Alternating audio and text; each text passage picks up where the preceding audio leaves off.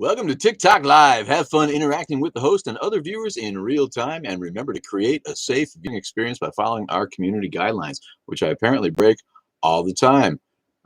We are live on you. Ed to thee, though, join.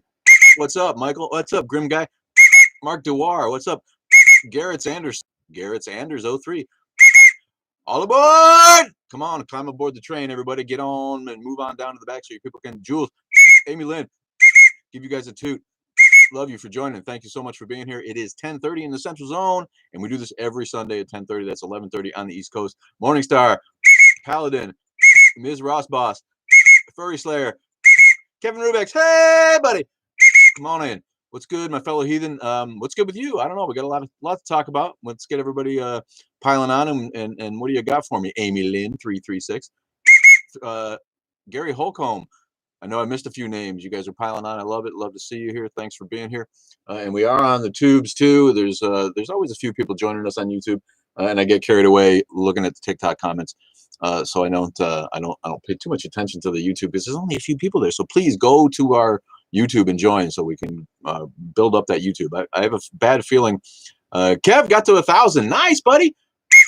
I woke up to a fucking a video taken down and a ban from posting for a day. I think I'll be back tomorrow being able to post again. You know, I don't post like every day like some dudes do. I do maybe once every 2 days or something. And I know I'm missing some names. I got the regular whistle for you guys. Come on in. Coldy wrote, Hopgood Willem, X5 Slum, Ali's a lot of numbers join. Tommy K 777, Aliyah H, Red JD, Cold Dude, Bright Star, user a lot of numbers. Vance Grossi, Weirdo Policy, Robbie, TMK, T. Brailsford, Cyber Poet. I love that, Cyber Poet. Howard the Duck joined. Joined. Mike, Liam Hugh, Button. Thanks everybody. Come on board. You're gonna get this whistle if you preach. There's only a few rules on the train. No spitting, no loud radios, and no preaching. Who's gonna be first to tell me Jesus loves me? They will get the conductor's whistle if I see it before my moderators do, and they will kick you off. I didn't see non-crazy cat lady, but she'll be here if she's not. Love you, baby. And Kevin, a moderator, they will. There he is. SRH 22389. Oh, we got a couple in a row. Yeah, well, thanks. I'm a Christian now. I'm glad you told me Jesus loves me. Ra loves you, and that's all it took. Hey, brother, what's up, Mr. Atheist? Thanks for being there. Love all you people, and I appreciate your support. And even the trolls, when they come on and make comments, you know, it just boosts the page. Why do trolls want to comment if they don't like your stuff? They should just stay off of it. Instead, they bring you attention. So, hey, man, we love the trolls too until they get out of control, which it looks like we're already getting some people blasted right off of the live stream this morning, man. Getting what's up, Jay Arnold? Toot for you, buddy. Autistic Addy, I love what you do. I love what you do, buddy. You got autistic kids, man. You're a dad who's taking care of some special needs kids. That's a beautiful thing, man. And I was a Mr. Mom. I stayed at home with my kids, or I was the primary. I didn't really stay at home, but I was the primary for a lot. And that's a beautiful thing, man. To raise kids as a man. That's something that past generations didn't get to enjoy like we do. And one of the gifts from feminism, really. It's been going on since the 70s. We've kind of been evolving to a way where men can be seen as the mom in the home a little bit more than they ever would have been. It would have been macho back in the day. I'm a man of faith, but agree with your non-belief. All right. That's cool. Thank you for being here. Yeah, you got a topic? Please, the topics are what keep me going, man. If you got a topic or a question, put it up there. That's honestly you know what keeps me going on these lives. I always try to get a list of shit to talk about if you know if it goes kind of dead for a minute, and then I can bring something up to talk about. But honestly, when people ask questions and put topics up here, that's when I can start ad-libbing. So that's good. You're one of the smartest TikTokers on this app. Porg 1122. Thank you, Porg. That's really nice. I don't really I'm an arrogant guy, but I don't really think that. But I'm really it's gratifying to hear people just appreciate what I do, because we're we're really just trying to make it okay. We're making it okay for people to be atheists in society, and we're not going to be silenced. Is substitutional atonement moral? Like someone else atoning for your sins? I'm not sure what that means. Want to maybe expand on that a little bit? Substitutional atonement, like Jesus um, paying for our sins. Is that what that means? By dying on the cross for us? Yeah, I don't know how that helps your personal morality. Someone else, you know, is taking care of your sins for you. I don't know. Topic on my end: vaccine mandates. People are getting fired for not vaccinating. How do you feel about that? I feel that private companies have the right to protect their other employees, and so you know you might. It's a touchy topic, I know, but if you work for a company that cares about the overall health of all its employees, and they end up firing someone who doesn't respect that, then you know, right or wrong, I can't argue with that. That's why it's a private company. And just some, you know, this mandated vaccine thing. I'm too much of a libertarian to advocate for mandating vaccines. But if you're not going to get a vaccine, then you should just quarantine yourself forever until the fucking virus goes away, because all you're doing is putting your personal feelings and self-interest above that of society. Um, it's an argument where I get when debating the objective morality of the Bible is claimed by believers. So yeah, I don't know. We're flip-flopping between topics here, so don't let me get away without talking more about that. But you got me going on the other listener got me going on the mandated vaccines, because there was a guy on one of the comments threads on one of my videos who seemed like a nice guy, ex-Christian pastor, but not an atheist, I don't think. Someone who's really disillusioned with the church. And it struck me as one of those cats who was a good guy. You know, we grew up with preachers who were like, they're really doing it for the right reasons, but he didn't. I've seen your ticks, and the attacks by Christians are wrong. Yeah, thanks. He's a guy who's well-meaning, but he's misinformed.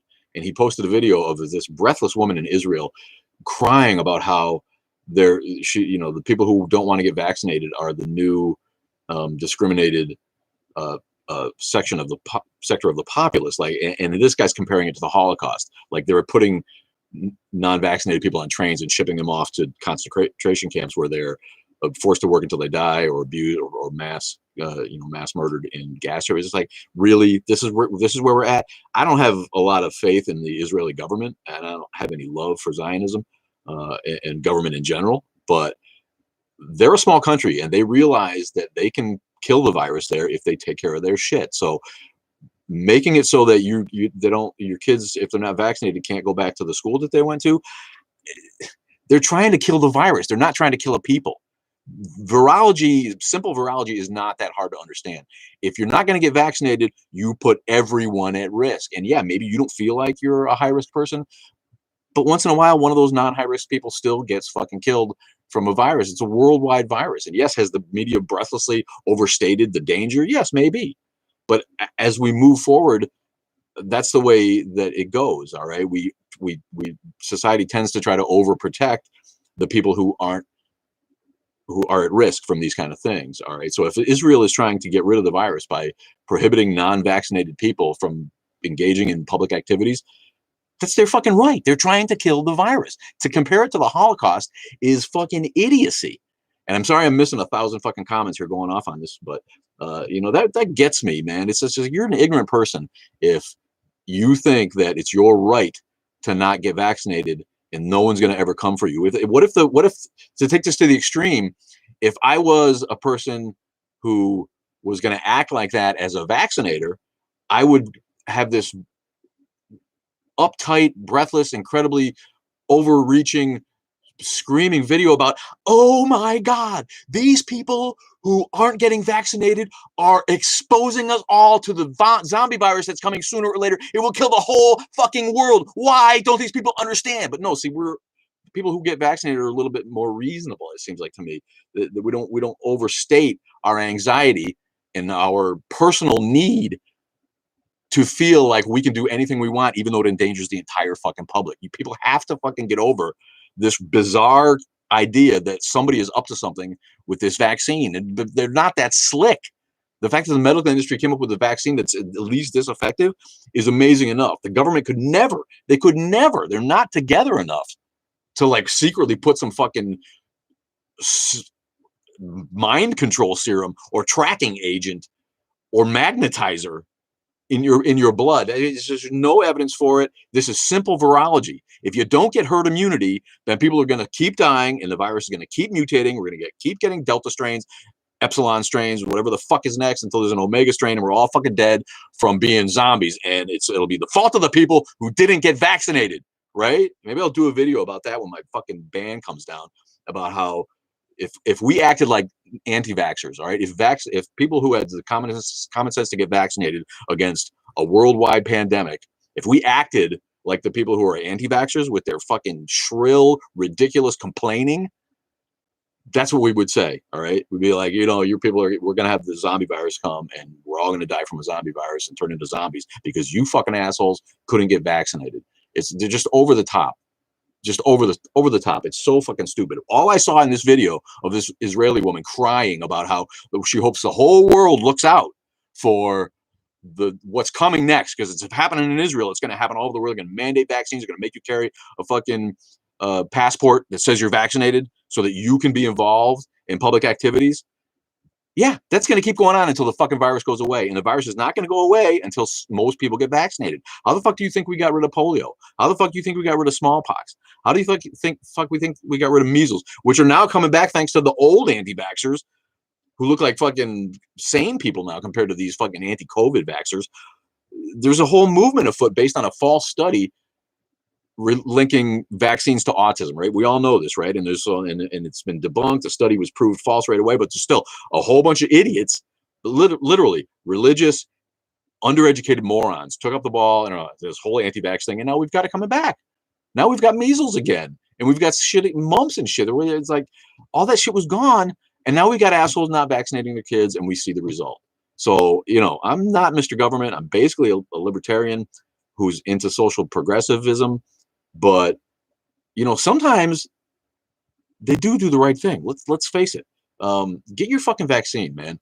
And if you're at a job where the job cares enough about everybody else to not have you on board for not getting vaccinated, then you fucking lost your job for not getting vaccinated. That was a little bit of a rant. Sorry, I missed that. Yeah, anti-vaxxers need a hobby. Spread necks. But anyway, I wanted to tell everybody that I did get a ban from I got a video taken down for bullying. And it was the video that where I called out the guy who said that the graves in Canada, the mass graves of Indigenous children in Canada were always known to be there, and they were always cemeteries. And I'm like, does that make it better somehow? This got, and it was like from 3 weeks ago at least. That video, which has no bullying of anybody that I could see, and it got taken down for bullying or hate speech. So I can't post until tomorrow, I think, which is not really that big of a deal. But I feel like I'm on the radar. My girl says, you think you're on their radar now because I've gotten several bans, several videos taken down, several community violations. And they have these vague warnings. But I'll probably have to start a backup account, which is really depressing because these backup accounts never perform like the first one does, and gotten to 70,000 now, and we're doing some good work here, and I really appreciate everybody comes on. So I'd be really heartbroken if this account got taken down. But TikTok, TikTok needs to get their shit together with the way that they deal with the community guidelines violations, because they don't tell you what you did. If they can't, I would even be that. Even if I disagreed with their decision, at least if they showed you what part of your video was bullying so that you can not repeat the mistake. But how are you supposed to not do it again if they don't tell you what it is, man? It's fucking stupid. God. Thanks, Matt. I appreciate you, buddy. Matt in the Hat is here. He's one of my awesome guys. But yeah.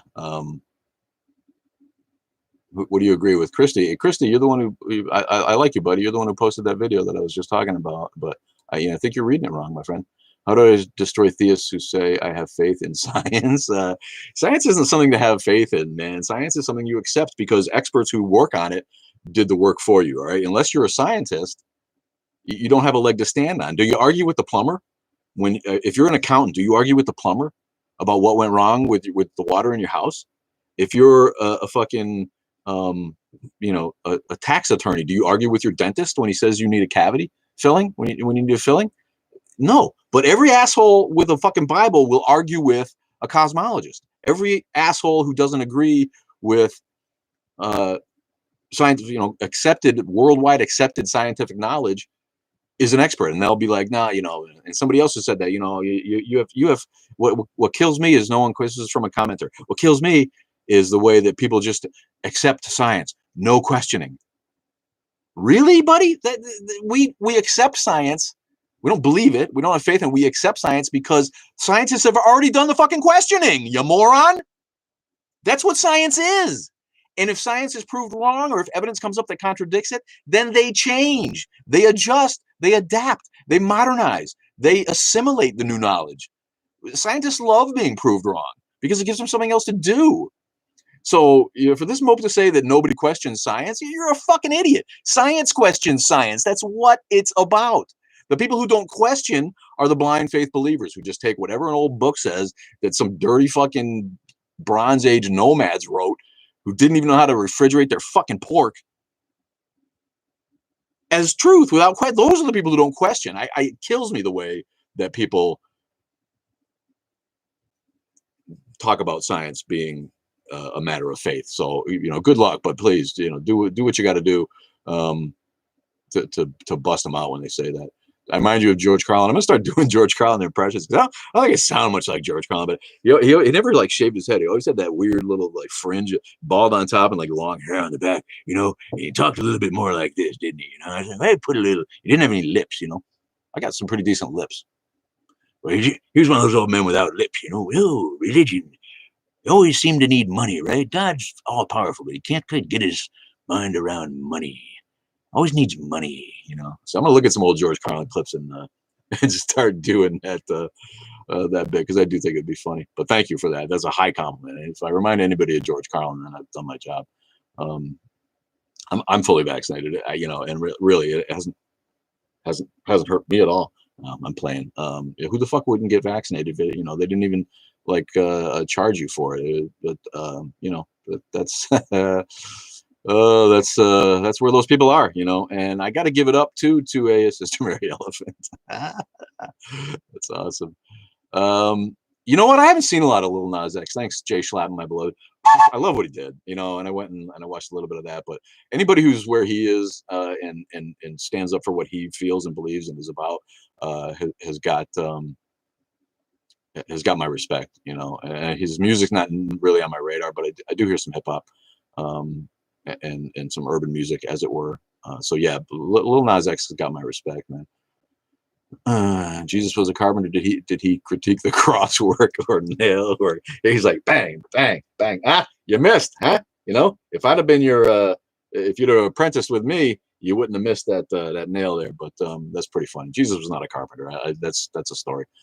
There's no wood. I like to say that a lot. There's no wood in Israel to speak of. Those forests. Where did he get his lumber from? No, they made furniture out of stone because that's what they had around. The idea that he was a carpenter is just a story to make him seem working class, I think, to Western audiences. King of New York, are you an atheist? This is the Atheist Underground. What do you think, bud? Yeah. He ain't heavy. He's my brother. I love that. The Stammerhorn's been hammering on that song. You like that? The Hollies tune. One of my favorites. If these people don't agree with you, why don't they get off your site? That's a good idea. I don't get the trolling. Honestly, it doesn't. They imported from Syria and Lebanon. Yeah, but they had wood. I'm not saying they didn't have any wood, but the idea that Jesus was probably a carpenter is silly. That he was likely not a carpenter. I don't probably think he had much of a job at all. He was a couch surfer who wandered around preaching. But we don't know what he did, right? We don't know what he did when he was a teenager. Probably smoked weed and hung out by the Sea of Galilee with his buddies. I'm scrolling back here a little bit. It's very hard to debate any Muslims on this platform. Yeah, it's hard to debate Muslims anyway. Talk about hard-headed. They're not, they're not, again, not all of them. I was trying to get on World Dawahs and he didn't send me the link the other day. There's a YouTube channel. And hey, YouTube, what's up, Native Atheist? Love you.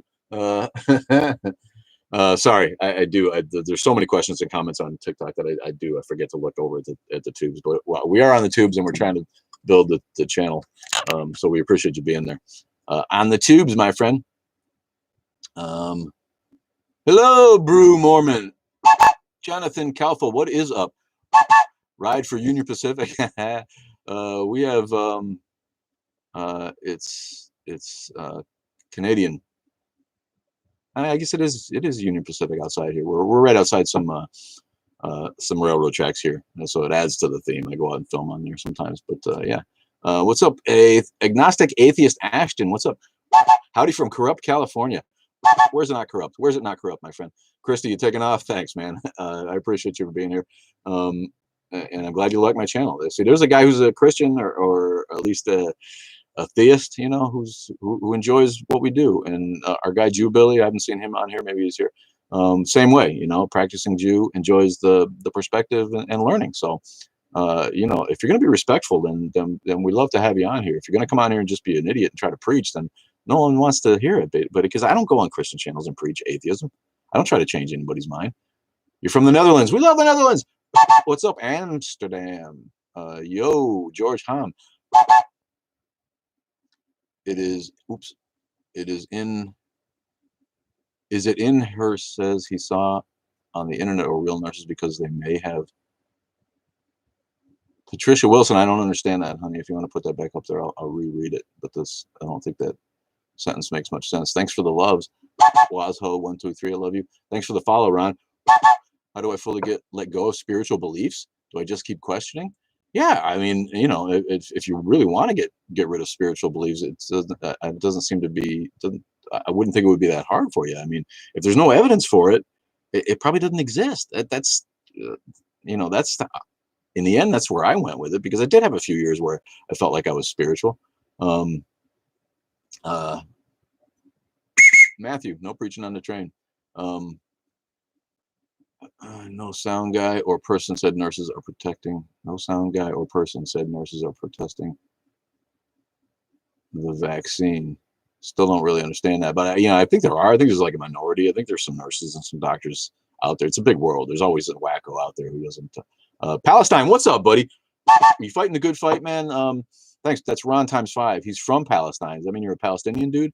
How's the struggle is real for you, my friend? How's it going over there? Give us some hints.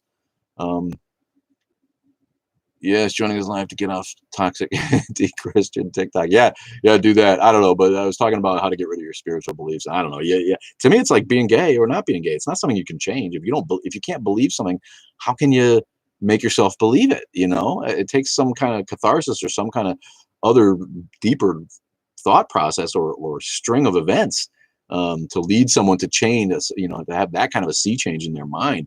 And in the end, I just couldn't believe in things for which there weren't any evidence. It doesn't make sense to me that things might be true just because tradition says they're true. Just because, you know, people for 2,000 years have believed a myth with no evidence, you know, it's became so popular that it's just ingrained in our culture. That's indoctrination. That's not evidence. That's not reason. That's not rational. That's just, I believe what grandma says just because she said it. Not because it might not be true because grandma said it, because grandma was smart in a lot of ways. But yeah, what the fuck is any of that about, man? Use your own mind. And if your own mind tells you that there might be a God out there, then more power to you, buddy. If that's what you need to do to get to sleep at night. Ron says, yes, I am a Palestinian. Yeah, what's going on there? We were talking about this an Israeli chick who wouldn't, you know, who's breathlessly crying about discrimination against people who won't get vaccinated because they're not going to be allowed to go to concerts, or kids not going to be allowed to go to school. What's up in Palestine? I imagine you live in the state of Israel, which should at least be partially the state of Palestine. I think couldn't they just can we just go back in and like cut it in half at least? You know, we fucking gave it to them. The United States and Britain gave Palestine to the Israelis and made it Israel. You know, can't we be like, you know what, you fuckers have had enough time. You're gonna deal without this. Wow, why don't you just go back and fucking cut it in half and be like, you know what? They deserve a homeland too, don't they? What the absolute fuck, man? Is being an atheist believing in the devil? No, we don't believe in your evil God either. You know, what is that about? Being an atheist means there's no gods or gods, and the devil, the form of supernatural eternal being. Maybe maybe I've had atheists bitch at me about, not believing in the supernatural is not the same as not believing in God or gods. Okay, whatever, man. Most atheists are like, if there's no evidence for it, and it's a myth and a story that we know where it got made up, then it's not real. My opinion is, if God exists, they exist, whatever, but I have no reason to believe it. Yeah, you don't have any reason to believe it. They don't interact with us. They don't make their wishes known, and they don't give a shit about what happens to poor, downtrodden people, or anybody, good people or rich people or assholes. Nobody. There's obviously no interaction and no caring. Flabbernacky. No preaching on the train. Giordano Bruno was murdered by the church for telling truths. The church has murdered many people for telling the truth. Do you believe in the power of manifestation of your mind, positivity? I think that the brain has powers that we can't access. I think any of that is just science that we don't really understand yet. I don't know about, I think positive energy is a real thing. And, the fact that might lead to positive results is not a mystery. I don't think that means that there's, supernatural powers at work, because positivity, and that's a different thing. But yeah, I mean, I try to be positive, and I try to see the things that I want in my mind and work towards them that way. And that's a real thing. Spiritual farts meditation. Even the Bible says there is more than one God. Yeah, I mean, if you read the Bible like that, it's pretty obvious that Yahweh was just one of many gods, and he was the God of Israel. And I'm not the right guy to ask about that. Biddy Buddha knows all about that shit. Let me tell you what.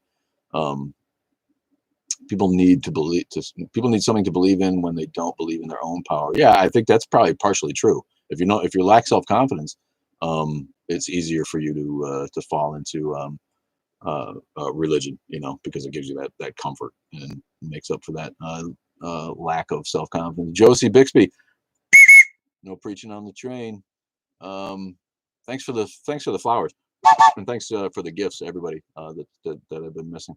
Homeboy, have you even read the Bible? Yeah, I've read the Bible several times, and I read it once in a while. In fact, I took a Gideon's Bible out of the hotel I was in just to have a different version, and to read like the stupid shit that they put in the beginning of it. Maybe I'll get into that. But yeah, of course I've read the Bible. What the fuck? Most atheists have read the Bible more than Christians. You should read Exodus again from the beginning. Maybe. Literally says there is one God in the Bible, my guy. Okay. How many flutes do you have? I got 2 wooden train whistles. One's slightly bigger than the other. See, they have different tones. No Christians on my show. No trolls on my feed. Soul Train, yes! The ghost of Don Cornelius coming at you live on the Atheist Underground. And remember, brothers and sisters, what the Tramps say: disco inferno. I don't know. I love Soul Train, though. I grew up with Soul Train. That's some good shit, man. I lost you for a moment. I never said the devil was my evil god. I used the word devil as reference. Oh, well, no. I mean, what was your original thing? The devil doesn't exist, dude. Music theory. Yeah. Do you watch the Atheist Experience? No, I don't watch any of that shit. I just don't have time. And I've seen a little bits of it. I love what they do. Love Delani. Love the work that the Atheist Community of Austin, in my opinion, probably the best, most effective atheist organization that's not like a national org, like a community org is what they are, like on steroids, I think. Probably the biggest, most effective one in the country. Let people believe what they want. Yeah, I let people believe what they want. Just keep it out of my government. Stop indoctrinating children. Let children develop their minds before you damage their brains with your unsustainable beliefs. And I don't care what people believe. All the nicest people are atheists. Yeah, that's pretty true. I think I got to say, since I've been in this, I've only had that notion reinforced by what I've seen. The Bible is BS. It contradicts itself all the time. It's silliness. But I'm not an anti-Bible guy. I think the Bible is important for everybody to read. The Bible is one of the oldest books that we have that people can look at as any kind of historical reference for the record of the people who wrote it and the way that they saw the world. And Proverbs is full of shit that you read Proverbs and you're like, yeah, I forgot that. It's probably smarter to stay out of arguments. it's full of shit. But the Tao Te Ching has got that too, and the Bhagavad Gita has got that too, I'm sure. But I haven't read that. I got to get around to reading that. Thanks, Marx Bros. You disagree? I'd enjoy your live. Thank you for being cool. Thank you. I appreciate the sentiment. I do try to be cool. And I feel like sometimes I cross a line, and then TikTok feels like I cross a line and they take me down because somebody felt bullied by something I said. Because I could definitely get there if I was younger. When I was 17 or 18 or 19, oh my God, do you go to Bangkok? No, I wish. God, no. There's not much historically accurate in it, but there is a historical record that's obviously skewed, misinterpreted a lot of times, mistranslated probably, but a lot of it is. A lot of the shit in the Old Testament, the judges and the kings, and all that is somebody recorded what they knew about the nation of Israel back then. I don't give it a lot of credence as far as like its real historicity, because there's no way to cross-reference it. But to discount it as a source of reference is just short-sighted. I think everybody's the God of David, not the God of David, the God of Vita, right? You know what I'm talking about. That's pretty funny, buddy. Stay well. Mary Jane is here. Yeah, smoked up a little bit yesterday. I got to admit, I've been off of it for several months, but in the last couple of weeks, I actually indulged. Jacqueline Glenn, yeah, you know what? I don't know her. No, I wish I knew her, man. She's kind of fallen off my radar, but I'm not sure her popularity is what it was in the early days of the atheist movement. But yeah, big shooter on Twitter and on YouTube for real, and quite a fabulous specimen of humankind, if I may say so. Things that are seen are made of things that are not seen. Are they though? Are they though? It used to be that way until electron microscopes. But that's what science does. That's what science works on that. So when science agrees, that they've found evidence for a God and the peer-reviewed articles agree, most atheists will get on board. But until there's evidence, until we find some God scat on the ground. Imagine if God took a shit. That would be huge, wouldn't it? It'd be like this. What if it like fell? If God took a shit and it hit your house, man? But then again, and I made this joke before, so sorry if you're a listener. But maybe God did take a shit and he shits like rabbits, right? He shits like rabbits, so it's like a bunch of little pellets. If God took a shit and it was like rabbit shit, then my idea is that all of the Trumpy rednecks across the country are each one little shit, God shit, one little rabbit pellet of God shit that he took across the fucking heartland of America. Man, we already ranted on the vaccine. Where you been? But thanks for that. Yeah, I got the vaccine, and let me tell you what, the government has not come to make me a pawn yet. They have not fucking controlled my brain, as you can see. I still rant completely on atheism, which they would have stopped me from doing if they could control me because of the vaccine that they want me to take so bad because of their nefarious motives. What the fuck? They're trying to get a virus to die. So keep on getting non-vaccinated if you want this to go on forever. What cracks me up is people who want the vaccine, who want things to go back to normal. They don't think we should have masks. They don't think we should have shutdowns. They don't think we should have any restrictions at all. They won't do what they need to do to get us there. So as long as we're only going to have 50% of people vaccinated, there's always going to be COVID variants around, and it's never going to go away completely, and we're never going to get back to normal. So you can't have it both ways. But yeah, there's obviously too many people who are misinformed and miseducated and ignorant. I don't know how else to say it. Get your fucking vaccine so we can get past this bullshit.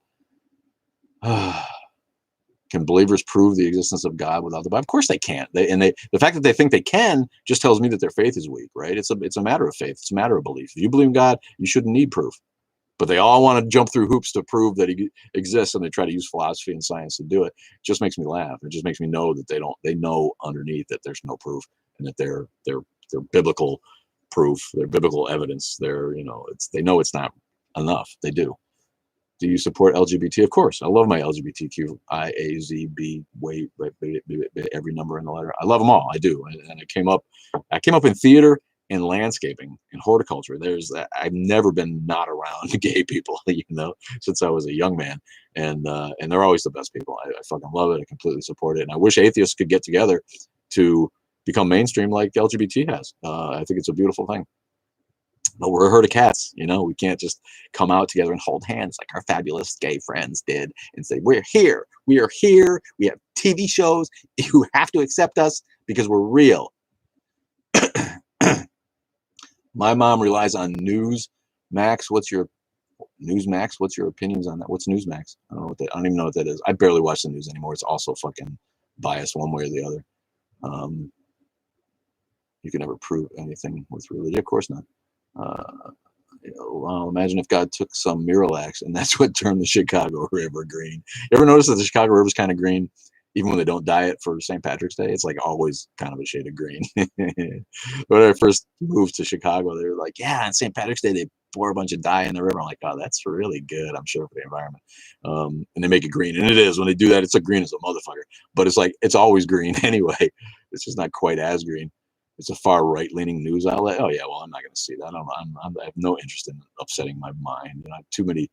I don't have enough time left on this earth to be upsetting myself with right-wing nut job news outlets or social media. That's alternative social media, Trump social media, so that you can, like, you know, have somebody backing up your fucking idiocy. Fox News, but worse. Oh my god. The green dye is a vegetable dye, so it's safe. Yeah, I'm sure it's not like openly toxic, but still, I mean, come on, why are we dumping a bunch of dye in the river? I'm glad to know that it's just a vegetable dye. Why most prophets were from the Middle East? Yeah, because that's the time that shit was going on. That's and it's prophets in the Western religions, right? It's prophets in the Abrahamic religions. If you were from China, you wouldn't think that, you know. The prophets in your world would be different. They would come from a different tradition, and it just so happened that the Abrahamic faiths were the ones that spread to the West because of the Roman Empire, et cetera, and Manifest Destiny, and all the success of Western Christian nations as far as you know, technological advancements, war making, colonization, missionary work, all that stuff made it seem to us like all the prophets are from the Middle East because that's where our big three religions come from. So that's a skewed viewpoint, I think. But it just goes, why are they all from 2,000 years ago is my thing. Why are they all from a time, why aren't there any new prophets popping up? When they do, there's new prophets popping up and people dismiss them completely. No one is like, oh, here's a new prophet who's in Texas, and he's got a cult of, like, you know, if he's a good cult leader, maybe he's got some thousands.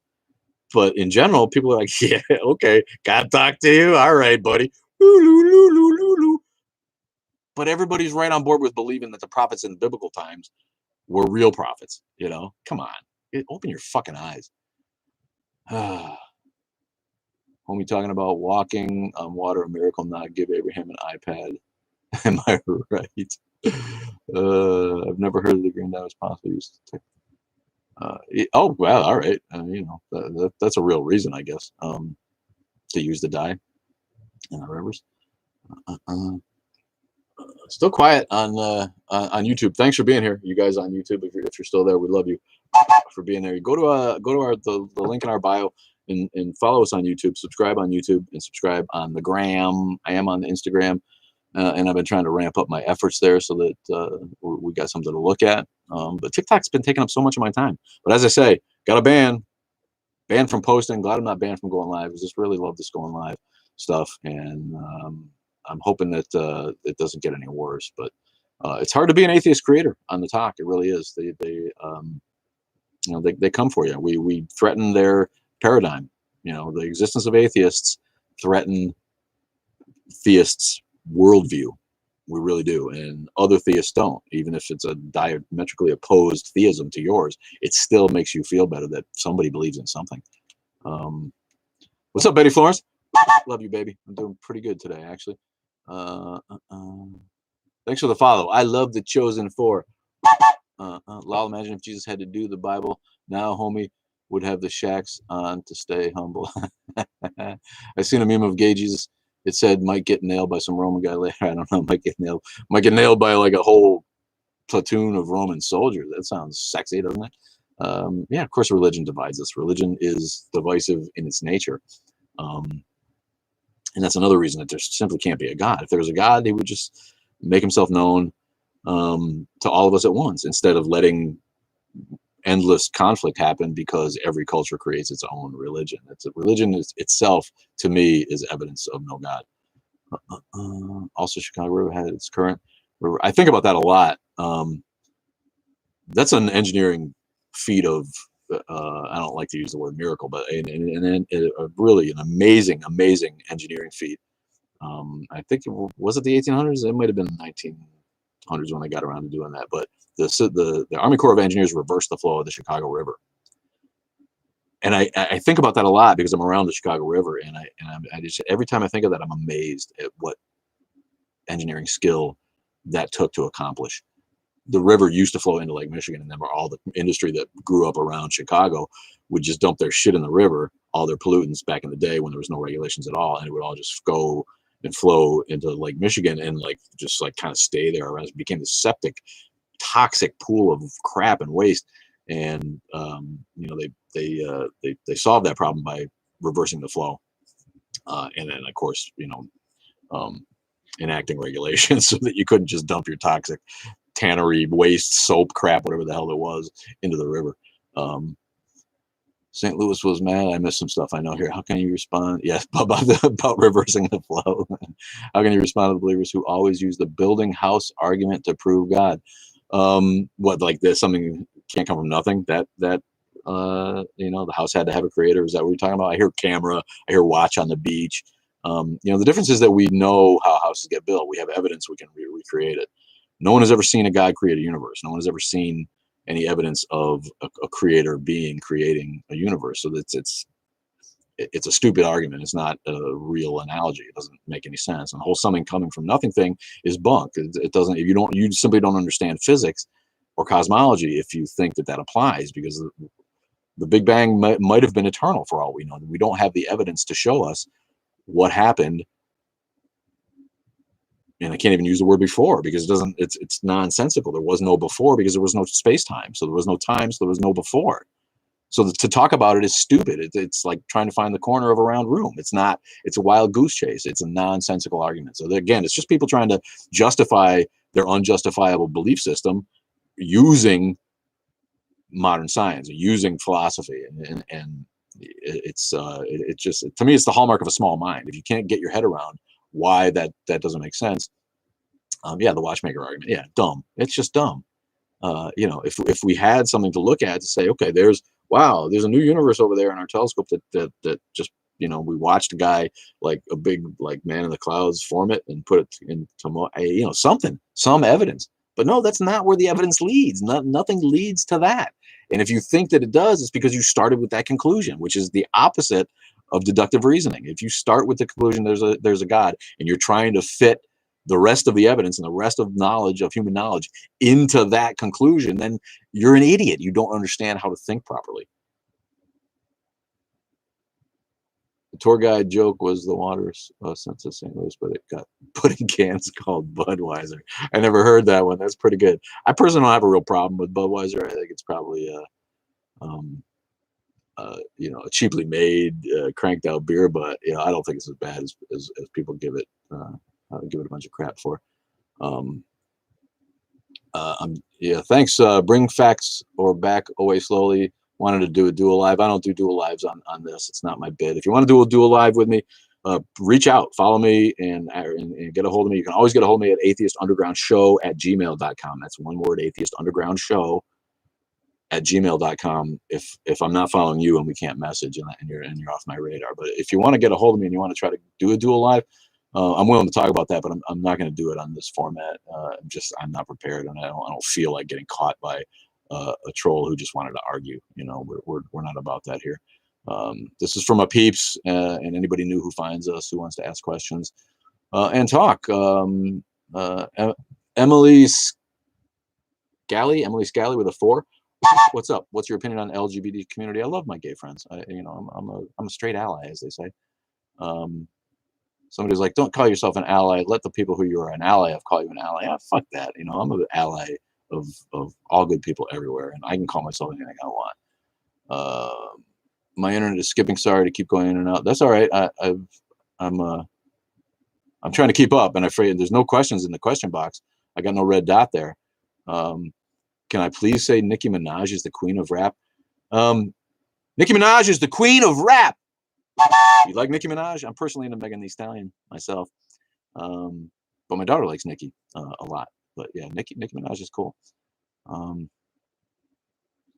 podcast is Atheist Underground. Everything I have is called Atheist Underground. You can find it on iTunes and Spotify. It's not hard. And I was editing the new one this morning, so it is getting there. It is getting there. I'm having a hard time with it, and I'm going to change the format, I think, so I can get them out a little bit more frequently. And I think the only way I can do that is to just change the format. So I set up a high bar for myself with the podcast, the way that I produce them. So I think I'm going to change that. I love Cardi. She let it all out. Do you like Cardi? I don't know. It's when she talks, like I don't get impressed when she speaks. Yes, Megan. Yes. Oh my God, I got it bad for Megan Thee Stallion. Missy Elliott still has the queen title. Okay.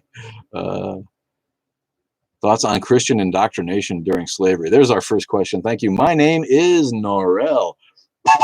I wish I knew more about how that happened. You know, I think a real psychological tactic, right? And I'm not sure it took very long for the community of slaves to buy right into it, because Jesus sells hope, right? If you're a downtrodden person, and this is the genius of indoctrinating slaves into Christianity, besides the obvious, setting up a white Western Jesus as a God figure for brown people. It's like you're not good enough to be one of the gods, but you can worship one of the gods. It's kind of the subliminal message there with white Jesus, right?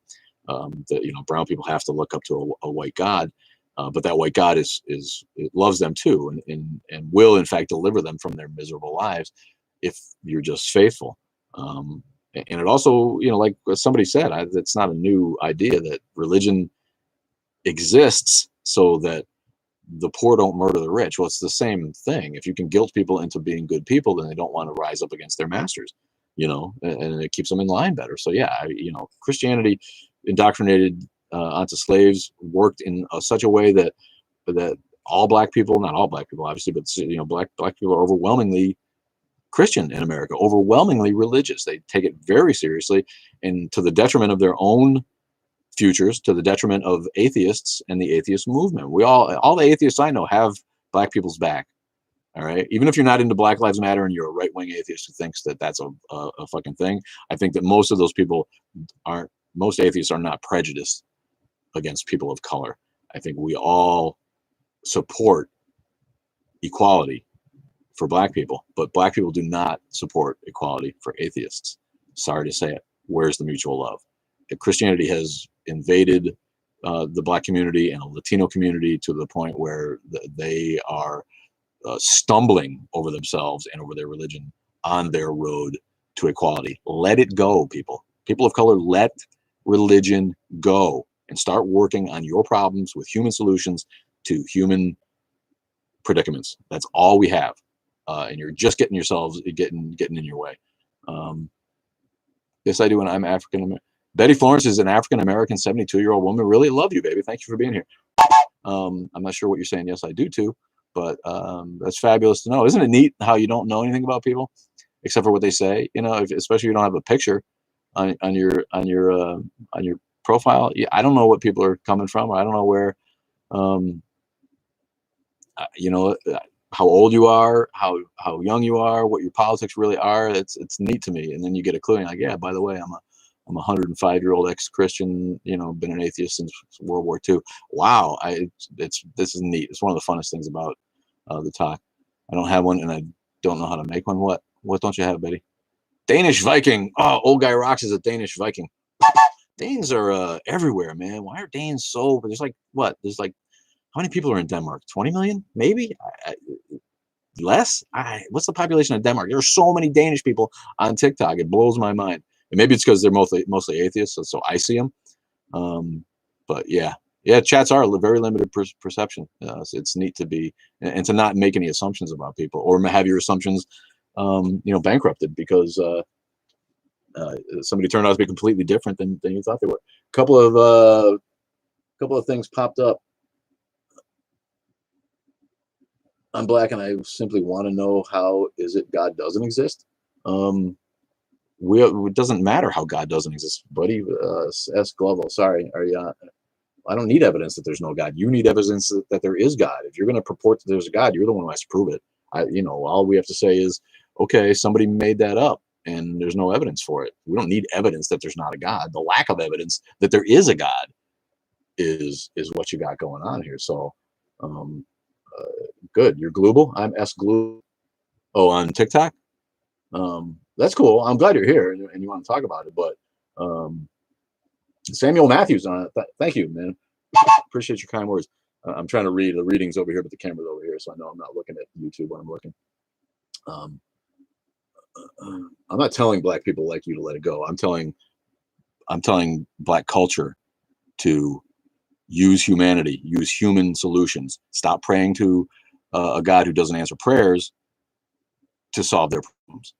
And I know I sort of said it differently because black people do need to let religion go, but I'm not telling anybody personally what to do with their minds. You can fucking believe in that shit if you want, S Global. If that works for you, that gets you to sleep at night.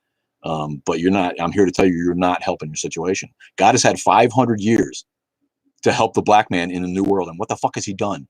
Name one thing that God has done for the black man situation today in America. Gets me wound up, man. It's fucking ridiculous. Work on the problem. I think religion started out fine. The earliest shamans were just trying to explain natural phenomena. Yes, or religion started as proto-science. Yes. Part comfort myth, part why do we die when we appear to be healthy and suddenly you have a heart attack and you die, even though you were the best hunter and the best fighter in the whole tribe.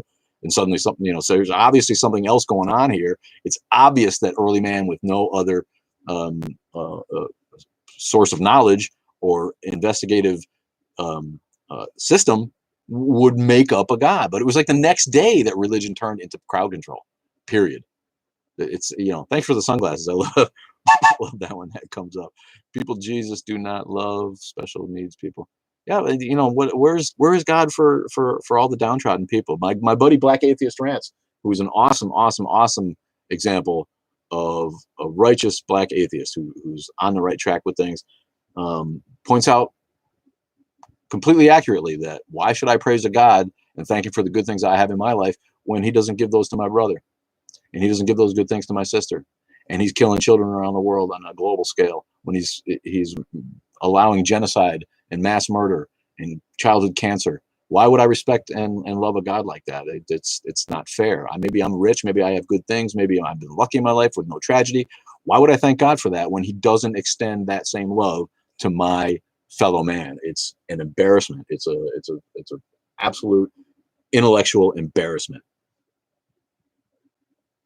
So the lack of evidence for chemical evolution is evidence against it.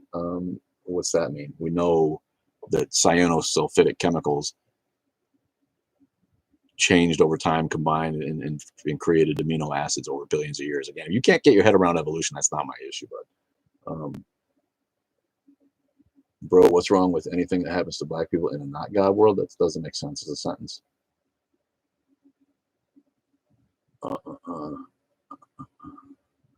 What's wrong with anything that happens to black? Yeah, I mean, it's getting rid of God is not going to make black people's problems go away. You have to work. We all have to work on society's problems as human beings with our human brains to find human solutions to the problems that we created. There's nothing else. You can pretend and pray all you want. It's not going to do any fucking good. So why don't you waste that energy on actually trying to... I'm not a scientist. I can't show you the evidence for chemical evolution. Read a science book. Listen to our last podcast where a paleontologist explains cyanosulfidic chemistry. They're not even working on that anymore. That's how much they've solved that problem. They know how life evolved on this planet. And they're looking at how it may have evolved on Mars because we've solved that problem here. They're on to the other things. They're on to why we don't know what happened before the Big Bang. They're on to how it's over. That part is over, bud. So get fucking used to it, man. And I'm an atheist activist. I'm not a cyanosulfidic chemist. And I'm not here to provide you evidence on how evolution started from cyanosulfidic chemicals and biological compounds that arose from simpler compounds that arose from these chemicals that are in plenitude in the universe. They're everywhere. People know that. People who do this work know that. You need to go and look at that and trust them instead of just saying, oh, that can't be right because this atheist can't explain it. And my book says different. My book was written by an ass scratcher in the desert in Israel who was trying to control his people 3,000 years ago and stop them from fucking each other's wives and murdering each other over a piece of fucking cantaloupe. What the fuck is wrong with you? Golden Tabernacle is under Stonehenge, below Heelstone. Your solar system wanted to know, Yahweh. What? Do you love special needs? Of course, I love special needs. My daughter worked with a severely autistic kid a couple of years ago, and she was fantastic. She was one of my favorite people. She was absolutely hilarious. She met me the first time she met me. My daughter said, "Dad, this is Anna. Anna, this is my father." And this girl looked at me and goes, "You're bald." So refreshing, man. It's so refreshing. It's just what a great person. And she had issues, man. The poor thing she was hard to take care of. So yeah, I love special needs, and I love people who take care of special needs people. He didn't give the kid wait. This has got to be good. Manny J Music. He didn't give the kid cancer in the first place, so he and be the one allowing it. And try to make your sentences make sense, you guys. That's not a slam. I know it's hard to type fast. But I can't answer it very well if I can't understand it. There you go. Bye-bye. Bye. Why should I believe in something that has thousands of unexplained, unanswered things? You're talking about religion, my friend? Thank you, Amy Lynn. If I make you laugh, I've done my job, I guess. God creates hood and evil. It's called balance. Thanks, Jeffrey. Can I get one of those hoods? Which hood did he create? Did he create the hood down here in town? Yeah. Sorry, Jeffrey. That's silly. God needed balance, so he created evil to balance out the good. Okay. So God allows evil things to happen. God allows evil things to happen so that he has balance. But just having a good universe with no evil in it wouldn't be that bad. Who wants that, right? We need balance. A little bit of this, a little bit of that, a little bit of sweet, a little bit of sour, a little bit of love, a little bit of brotherhood, a little bit of companionship, a little bit of murder, a little bit of genocide, a little bit of cultural cleansing, a little bit of what the fuck are you talking about?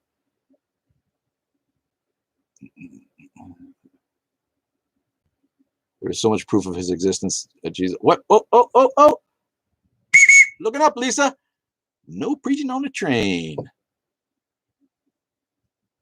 And I've been there. You don't need to hope that I found Jesus. I found Jesus in empty book.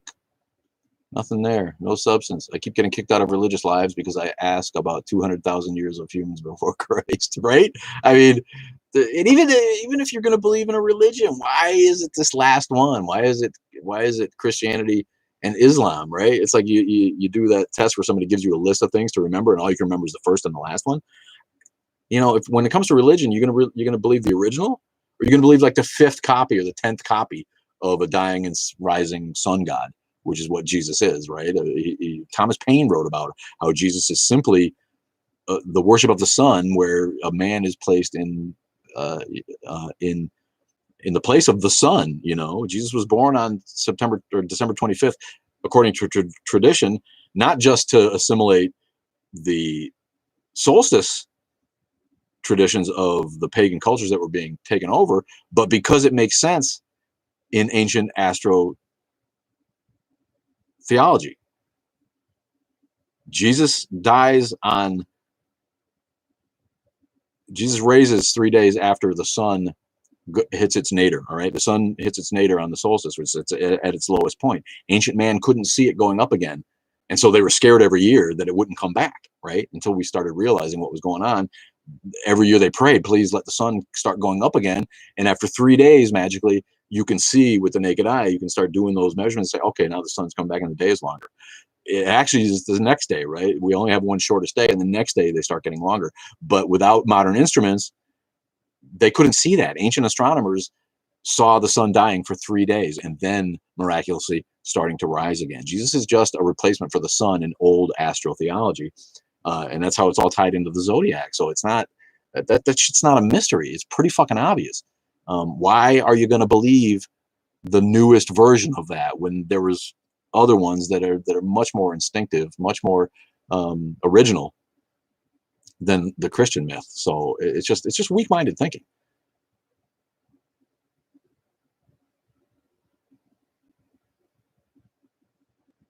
What's that writer's name? I don't know. I don't know who you're talking about. Somebody hacked our Discord. Thanks for asking. We do have a Discord, and bro, there's no evil or God without God. What's your objective standard to claim anything is good or bad? We all decide that as a society, and some people have different ideas, and those people end up being sociopaths and they go to jail because they don't think. But most people, have a general idea of what's good, and most people have a general idea of what's bad that kind of jibes with each other. That's why societies succeed, because we're all on the same page about a lot of things. How old are you today? Today I am 57 and a month and a half. No religion before Christianity supported charity or monogamy. Who gives a fuck about monogamy? Why is that important? And charity, I don't know. I don't know enough to argue with that. And again, charity is not altruistic in most cases. It's about getting people to join your religion, right? Missionary work. We'll build you a bridge, but you got to come to this on Sunday and listen to this, because it's better than what you have, better than your native God that you worship. Was that talking about a book? I'm sorry. Pay 10, Lynn. Appreciate you being here, and I love you. And I'm not sure what I said. I tend to ramble, as you can see. Thomas Paine? Is that who you're talking about? Thomas Paine, the founding father. Look up Common Sense. Read Thomas Paine's pamphlets, Common Sense, which was put together as one book, I want to say. It is the Atheist Brunch, and I'm ignoring my fresh fruit. See, I got peaches and pears. What's better than peaches and pears in the summer? Plums. I said pears. I'm an idiot. But I love the fruits of the genus Prunus. Cherries, peaches, plums, apricots. That's the best. Monogamy is not the cornerstone of our civilization.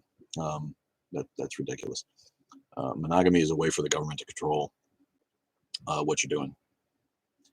And it's tied to the religion that are the underpinnings of a lot of our laws, even though we're supposed to have separation of church and state. Why did they make the Mormons give it up? Why did they make the Mormons give up polygamy? We're supposed to have separation of church and state. Why did the government step in and force them into monogamy? Why? That's all about taxation and control. That doesn't have anything to do with anything. Monogamy is the cornerstone of our civilization, please.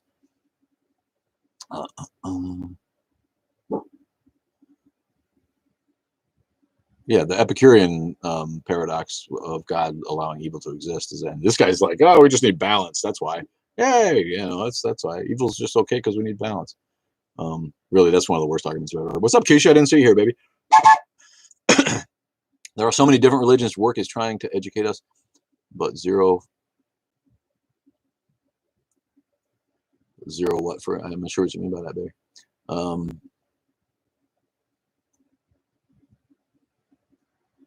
More power to you. Thanks, buddy. Noreg 23. In Scandinavia, religion is nothing we discuss. No one believes in it anymore. Of course not, except the Swedish chick who was a Bible thumper like few I've seen. I mean, this person had a biblical verse ready for everything and went on like 100 comment rant and dialogue with someone else where they were arguing. And I didn't get into it on one of my videos. But I was amazed. I'm like, oh, Swedish? They started speaking Swedish on the thread. I'm like, wow, this person's Scandinavian and like a bizarrely involved Christian. So it's not like it's 100%, but we do love Scandinavia, and we know that they're some of the more atheistic countries in the world, and more power to them. Just like the other atheists, you have no knowledge on the subject, but don't believe. What does that mean? I was raised in church. I studied religion my whole life. I'll go head to head on anybody. on biblical knowledge, you know, and I lose, you know, sometimes because there's certainly people who know a lot more than me, but most of them aren't evangelical Christians. Those people just believe the watered down message that they've been spoon fed. That cat, give me more. Wow, that makes sense. Oh, God loves us all, except for the person he just killed at 6 years old from some bizarre cancer. Oh, God loves us all, except for the atheist who uses his brain to not believe what there's no evidence for. Then he sends them to a burning place forever. Give me more. People don't read the Bible. People don't really read. Anybody who reads the Bible and really reads the Bible ends up an atheist because it's just it's so full of contradictions and obvious fantasy, drug trip induced visions and dreams and shit. And none of it could possibly have happened. That was one of my earliest awakenings out of Christianity, was like, well, how come this crap doesn't go on today?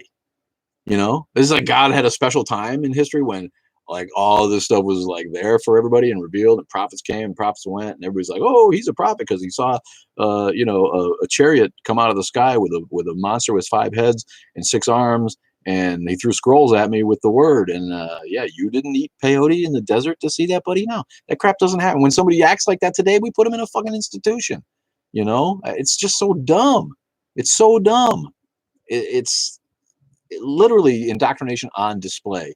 And society and government sponsored indoctrination has done its job marvelously for 2,000 years, to the point where most people can't even conceive of, even if they're not religious, they just don't even go there in their head. There must be a creator God. It's just such a part of our culture. It's such a part of the way that we have been brought up, all of us collectively across the generations, that most people just can't even dismiss it as a concept. Even if they're not religious, like I say, even if they don't ever go to church and they're just shitty people, they figure God exists. That's how well that has worked. But as every year we get further and further away from it, every year religion is further in decline. The numbers are in, buddies. The curve is there. Religion is dying. It's going down. It's going downhill because it doesn't make any sense. The internet exposes people to knowledge, scientific discovery explains something that used to be explained by God every fucking year. There's no modern scientists who are cutting edge cosmologists and astrophysicists who are God idiots. None of them. All right. Those people were all in the past, either because they were scared to come out as atheists because you got, burned at the stake or excommunicated, or because they didn't have all the scientific knowledge that we have today. And they believed that, there must be a creator God somewhere. That was anybody who predated Darwin, for those scientists and the founding fathers, put creator language, not Christian God, language. You notice that the founding documents don't talk about the Christian God. They don't talk about Jesus. They just talk about a creator. If the founding documents had been written after Darwin's discoveries, I guarantee you none of that shit would have been in there. It was just a post-Enlightenment assumption. That's why deism was so popular. They couldn't conceive of a universe that didn't have a God creator. But they knew that God didn't interact with us and didn't give a shit about what went on here. It's an obvious philosophy to have evolved. God never formed religion. Man did. Yeah, of course. But God never formed anything. Man formed God. Nothing could be more obvious than the fact that man invented God in his image. Why do you think it's a he, for one thing? And it was used to explain shit, period. We invented God to explain shit. God didn't invent us, and God certainly didn't invent religion.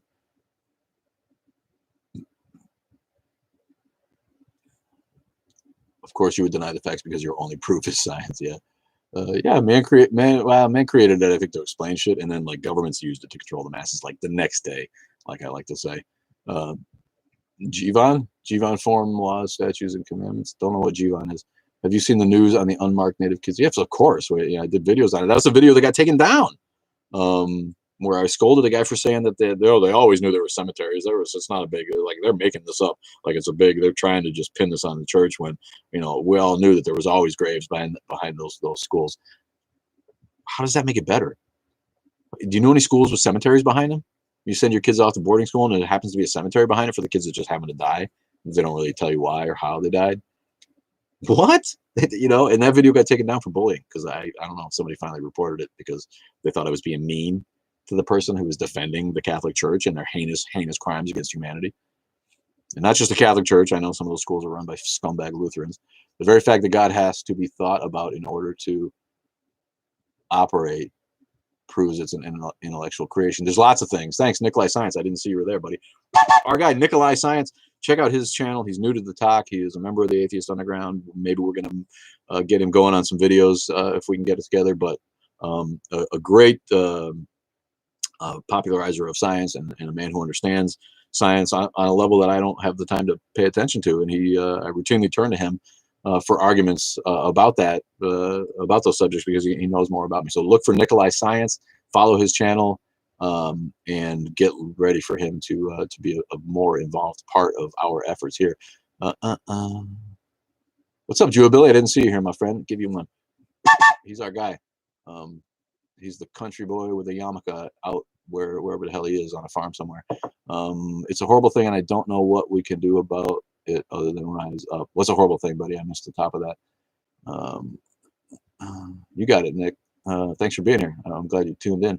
Do you think aliens could exist in ways we can't perceive with our evolved senses? Yeah, I think aliens do exist. I think the universe is too big to not have other planets that have evolved life. But I tend to doubt that aliens could have evolved, to hide from us. If using Earth as a model for how long it takes intelligent life to evolve here, there's probably not a planet that could have evolved life that's so much far more advanced than us that they can travel to us or hide from us with technology. Now, yeah, are we talking like multiverse and parallel universes where aliens exist but we can't perceive them? Yeah, I can't rule that out. But I can't rule anything out that there's no evidence for that, so there's no reason for us to think that. But it's an interesting theory, and I think that's more possible than a creator God. Period. Aliens moving in a dimension that we simply can't perceive because human beings have a very limited perception of the 3 dimensions that we can see in. That we can perceive things in and books have been written about that. So yeah, there's likely that there is other dimensions and other ways of perceiving reality that we simply can't get our heads around. So I do think that's possible. Good question. Thank you. The children and the graces and such, I've been thinking and not coming up with good solutions.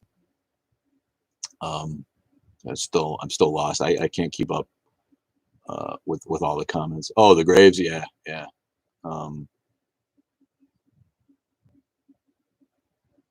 You're devoting your life around a God you say doesn't exist, but shows your father Satan does.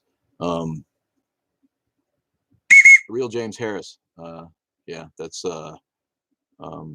Satan is not my father because Satan doesn't exist. And my father was a pretty cool guy. He wasn't even that mean.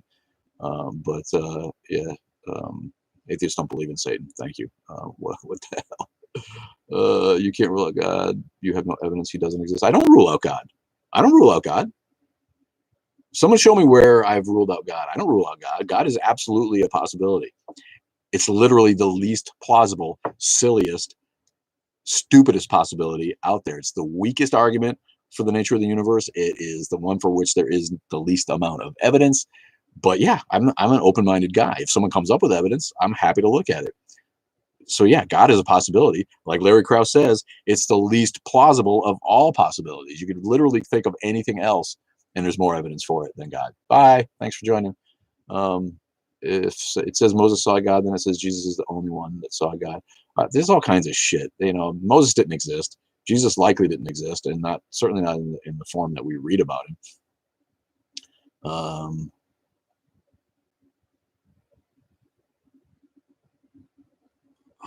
Is he bored? Free Britney. What's up with Britney Spears? I've seen that Free Britney thing. Maybe somebody can tell me what that's about. I'm gonna look at these comments. So this dude Global. Yeah, I'm glad you're really interested in the channel again, dude. But I said there's no evidence for aliens visiting us, and I didn't say I believe in aliens. I said that it's likely that aliens exist because the universe is so big. Listening's a skill, buddy. Great sci-fi read is Neil Gaiman's American Gods. Yeah, you know what? I should get around to reading that, man. I have not read American Gods. I'm not seeing the posts he is reading. Are they blocked from view? Who? I don't think so. I don't think anything's up on YouTube. Thank you, Neil. for joining us on the tube. Whoa, got up to 4 watchers on the tube. Appreciate you all. You're on the wrong side of things, Global. Sorry, believe in God if you want, but don't try to pretend that there's any reason that anybody should believe it other than the psychological need to believe it. If you're that, if you're that lazy of an intellectualist, then believe in God. But I'll support your right every day to believe in God. Ramsey, have you learned about your Islam? No preaching on the train. That's not really preaching, but yeah, I'm reading the Quran now. It's boring. It's repetitive. It's based on what Muhammad knew of Judaism and Christianity. It's threatening. It's repetitive as anything I've ever written. It's rambling. Somebody asked me, a really nice guy too on the grams. We chatted on the grams for a minute. He's like, really want you to read the Quran with an open mind. And then tell me what you think. And I'm reading it now, and I'm reading it with an open mind. I really feel like I am, and I'm waiting for something at least inspirational or clever or prosaic in a profound way. And so far, I've been completely disappointed. I have to say that. And there's nothing more obvious so far in 4 surahs that other than Muhammad, was trying to control society and created in his image. It was written by a man, for man, or dictated by a man. No, he didn't write it. For men to read only. He discounts women. There's already been a ton of verses about how women aren't worth as much. And say when you leave your money, if you die, you leave your money. Your sons are by God's law, supposed to get more than the women are. They're that they give your sons two women's shares. Women are. I did a video about how women. It says right in it that women are men are superior to women because of the gifts God gave us. And what does that mean? Size and strength. What does that mean? The gifts that God gave men are better than the gifts He gave. How about creating life? Right? How about getting pregnant and creating another human being? That way, men can't do that, but yet God supposedly gifted women with that ability. That's more godlike than anything men can do. Women can bring forth life. So nothing's more obvious than that the Quran is just another version of the same old shit. A guy who wanted to control society, wanted to reform society in his image, then used war to do it in his neighborhood, right? And it succeeded wildly. I can't take it away from him. The guy was a genius, obviously. He did something that, very few people are ever going to be able to do, and probably no one ever again. Again, this stuff harkens from a time when people were they're too stupid to question. They didn't understand how to question logically, and they believed anyone who said they were a prophet. People today who talk about Muhammad being a prophet, like, why would you just believe that? Why? Anybody can say they're a prophet.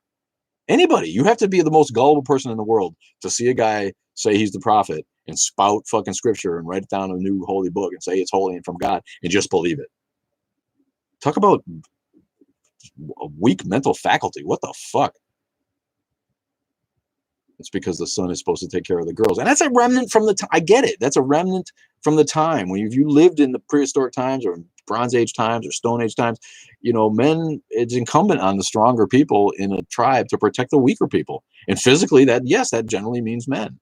Not always. I'm a little guy, man, and I meet women all the time that can toss me around, and I wish they would. But all that shit, Jesus dying on the cross as the sacrificed only Son of God, that's a metaphor for how God would give up the most precious thing that anyone could have, which is a firstborn son. That was valued over almost anything back in the day. A firstborn son was the thing you didn't want to lose. So it's obvious the writers of the Bible would write a story about how our God would sacrifice his firstborn son, when it's all nonsense, because God doesn't need to only have one son. God can go down and shag as many Jewish virgins as he wants and create a multitude of sons. Why does he have to have only one son? That just says, again, he's not God. If he's like he gets lucky like the rest of us with the draw and you got a son instead of a daughter on the first try, that's just probability and statistics. It might have been a girl. If God is on that level where he could only have one son, then what the hell, dude? Get some Viagra and go to work, man. Get you some more sons.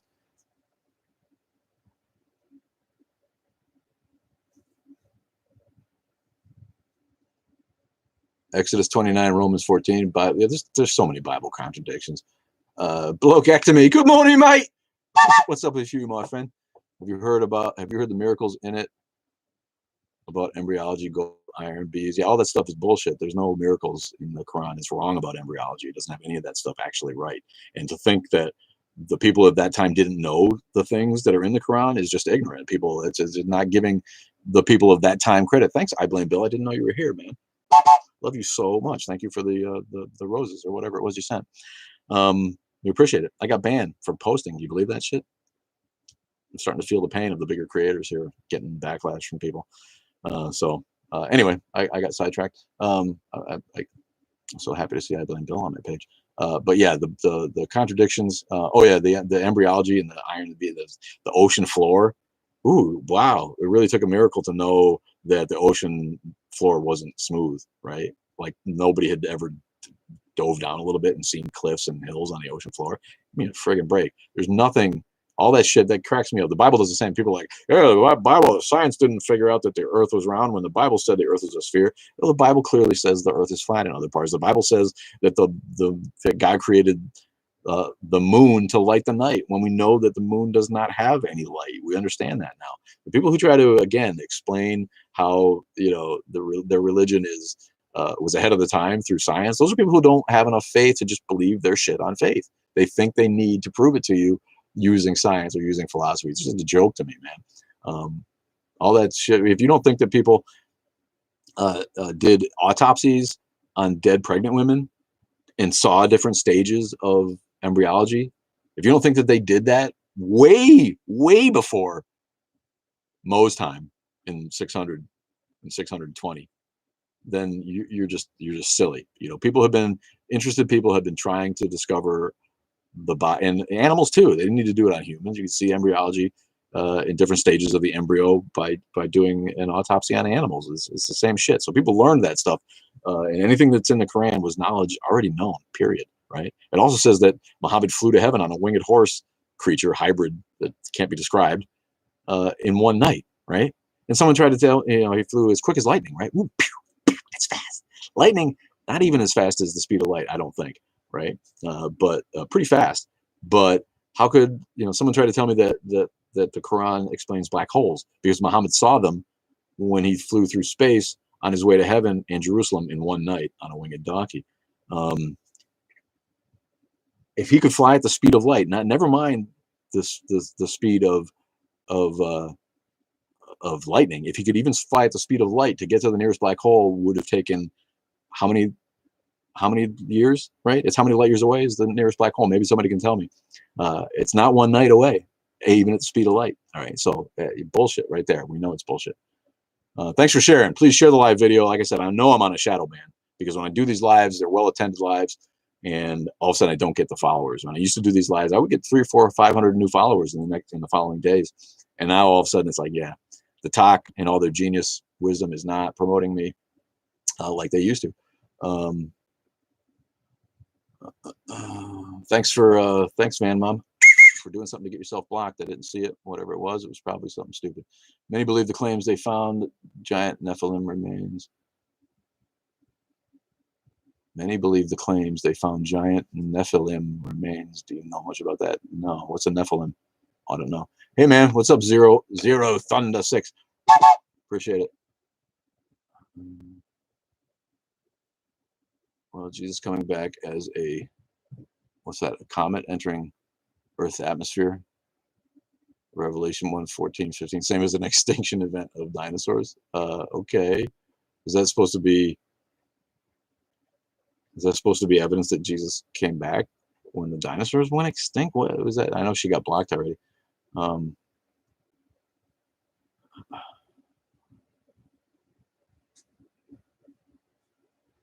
Yeah, I don't know what Nephilim is. And the sacred book talks about a lot of shit that's not real. I mean, it's often cited by theists as proof. Okay.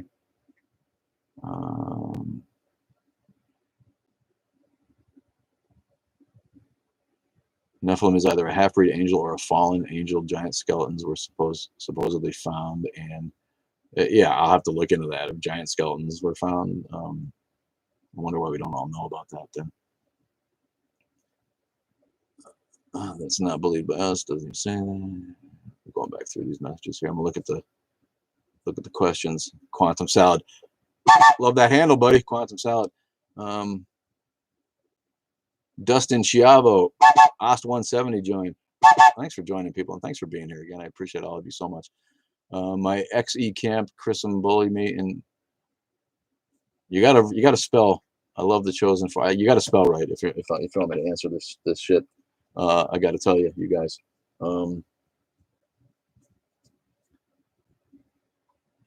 My XE camp, Chrism bully me in 2018.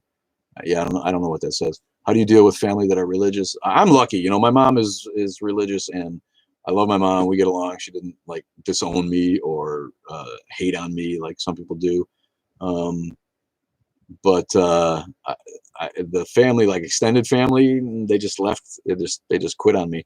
And I'm talking about like my in-laws mostly, and my cousins and uncles on my dad's side, who are upstate New York hillbillies, basically. They're, you know, I love them. I grew up. They're, you know, they're just they're steeped in Jesus now. And again, it's a better religion is a better alternative for them than the way that I knew them when I was young. Many of them were alcoholics. Many of them were in jail. Many of them, not many, but you know, a lot of them weren't living any kind of life that had a future. And I think belief in Christianity actually, you know, helped some of them out as far as their lifespan and their you know, getting along in society without getting incarcerated or dying early of alcoholism. So, you know, religion is a tool that has been used for self-help by a lot of people, and my cousins and my aunts and uncles are some of those people. And I don't, again, if that's what it takes, then more power to you. But that's a personal thing. That doesn't give you the right to force it on everybody or look down on people who can get that self-help a different way, or who don't need that self-help, or don't need that comfort myth. So, you know, unfortunately, they all love me. I know if I showed up there tomorrow, they'd feed me and love me, and we probably just wouldn't talk about it, you know. But they block me on Facebook because they don't want to see any of my atheist stuff on Facebook, and it makes them upset. And a lot of them are Trumpy Christian nationalists too. But as far as dealing with family that's religious, that's, you know, you gotta find your way. It's like I said, my mom wasn't going to disown me, but if you're one of those people, if you're a teenager and your parents going to kick you out, you might have to lie and just live with it until you're 18 and can find your own way. But that's a big question, and a big ball of wax there, because you got family who's going to preach to your kids. You go to a family function and you turn around. I used to have family, you know, the cousins on the in-law side. I'd turn around and they'd be doing the sign of the cross on my kids' forehead because they knew that we weren't going to take them to church and dunk them in water and pretend that some magical spirit came over them because we dunked them in the water. You know, they knew that we weren't going to be on board, especially with Catholicism. Who the fuck could be on board with Catholicism? You go to church with your kids, you're exposing your kids to danger. Period. Okay, so, and these are Catholics. These are all, you know, Latino descended Catholics, and they knew that we weren't going to be on board with that, so they surreptitiously tried to preach to our kids a little bit on the side. And I finally was like, you know what, we're not dealing with this anymore. You know, you wouldn't put up with it if I leaned over the table at Thanksgiving dinner and told your daughter that there isn't a God. What gives you the right to lean over the table and tell mine that there is, with your finger pointing, and you know it? This is just the hypocrisy and the self-entitled, the entitlement that these people feel, the Christian privilege that they feel. It's a disgusting, weird branch of society that needs to go away. Needs to fucking go away, man. Child was murdered in Romania after the triple dunk. Yeah, it happens. It happens. Kids die during baptism. Kids die during circumcision. Kids, this shit is not uncommon. It's hidden. You don't see it in the news a lot. And if you listen to our documentary on circumcision, which is podcasts 4, 5, and 6 in 3 parts, and then after episode 6, I released it all as one story. It's like an hour long, the documentary on circumcision that I researched, and it was the first one I ever did, so it's not super smooth. I never had done that before, but I learned so much about circumcision. And the people who track these kind of things know there's statistics out there, and they often get put down as a different cause of death. When something goes wrong, circumcision is botched, it'll fuck up a kid's pee for life. It'll fuck up a kid's penis for life sometimes, and you don't hear about this. There are all kinds of bad side effects of circumcision, and all of that again is entitlement. It's religious privilege that people escape persecution or prosecution from the law when they use their mouth, when the Orthodox Jewish cult leader uses his mouth to remove the blood after a religious circumcision by the mohel. You don't see anybody going to jail for that because of religious privilege, right? It's their firmly held religious belief. So, the shit gets swept under the rug because religion is more about saving face than it is about actually protecting kids. They don't want the embarrassment. And poor Johnny, who got molested by the priest, he can fuck off. It's more important for the Catholic Church to brush that shit under the rug. Somebody asked about the t-shirt. Atheism. What's missing? He is. Can you see that? I turned the video around so we can read it. I usually do that in the beginning and I forgot. This is a play on the old church sign that says CH blank blank CH. What's missing? You are. Oh, clever. I'm missing from church. Yeah. Man, am I glad, right? What's better than not going to church on Sunday morning? I slept in this morning because I need it. I don't get enough sleep. And it was fucking great, man. Back in the day, going to church, getting up and being forced to go to church, one of the most hideous parts of church. Getting there and being there wasn't traumatic for me. I didn't have a bad experience in church, but like actually having to get up on Sunday and go do it, man, I don't miss that, man. But the shirt is available on our Cafe Press, which is on the link is on the bio. Go look at our bio and go to Cafe Press, Atheist Underground Gear, and get the t-shirt, which I invented. I made it up. It's all mine, and I hope to get around to making up some other ones. I do have some in the old hopper, and I'd like to branch out as far as my t-shirt making. I see a lot of these atheists have some t-shirts, and I want to get some more up there. Gonna get some variety, because variety is the spice of life, my friend. That's what I say. And what about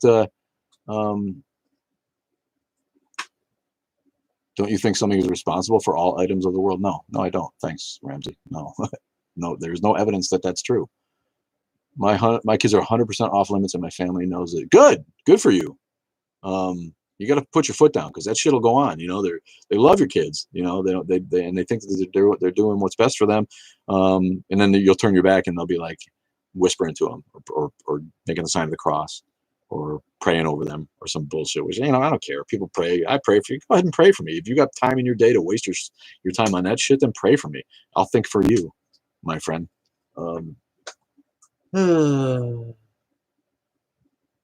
You're a nurse, Carol Neal, and says genital mutilation for religious beliefs is a horror. And it's not even for religious beliefs anymore. Most of the circumcisions in America are not really religiously based. It's based on the myth of cleanliness and the myth of disease prevention, which has been firmly debunked. It comes from, religious underpinnings, like a lot of the shit that goes on. Somebody's listening on me. I think he heard a noise behind me. But yeah, it's a cash cow for the medical industry.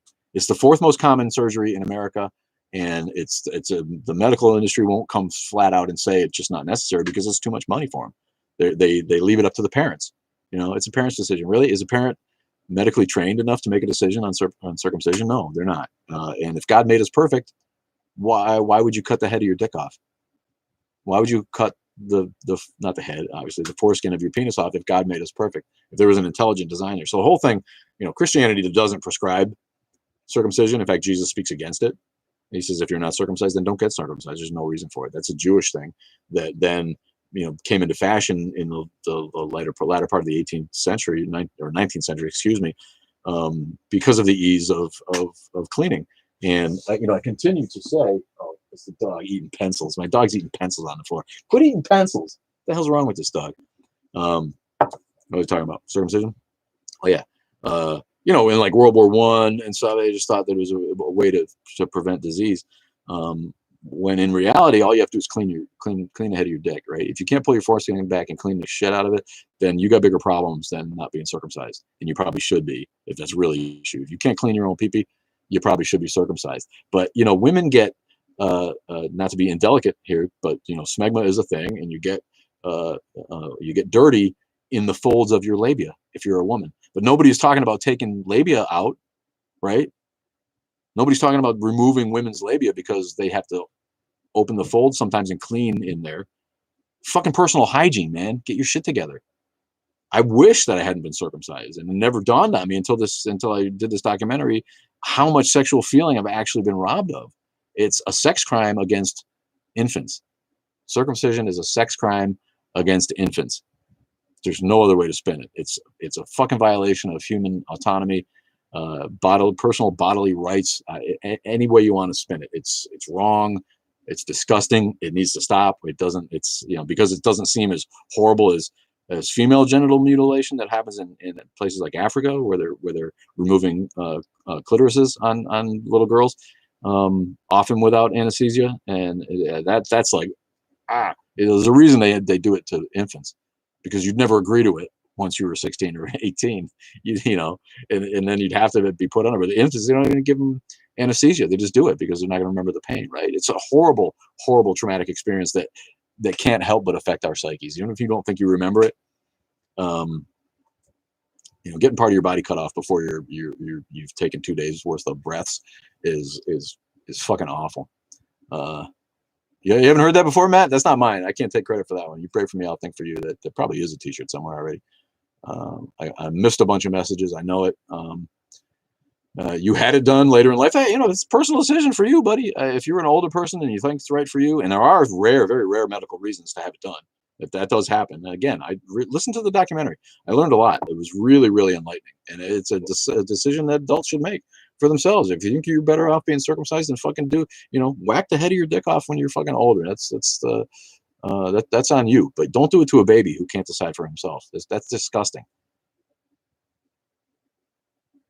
I've seen them dribble red wine into the baby's mouth. That's real good for a baby, right? Who's that?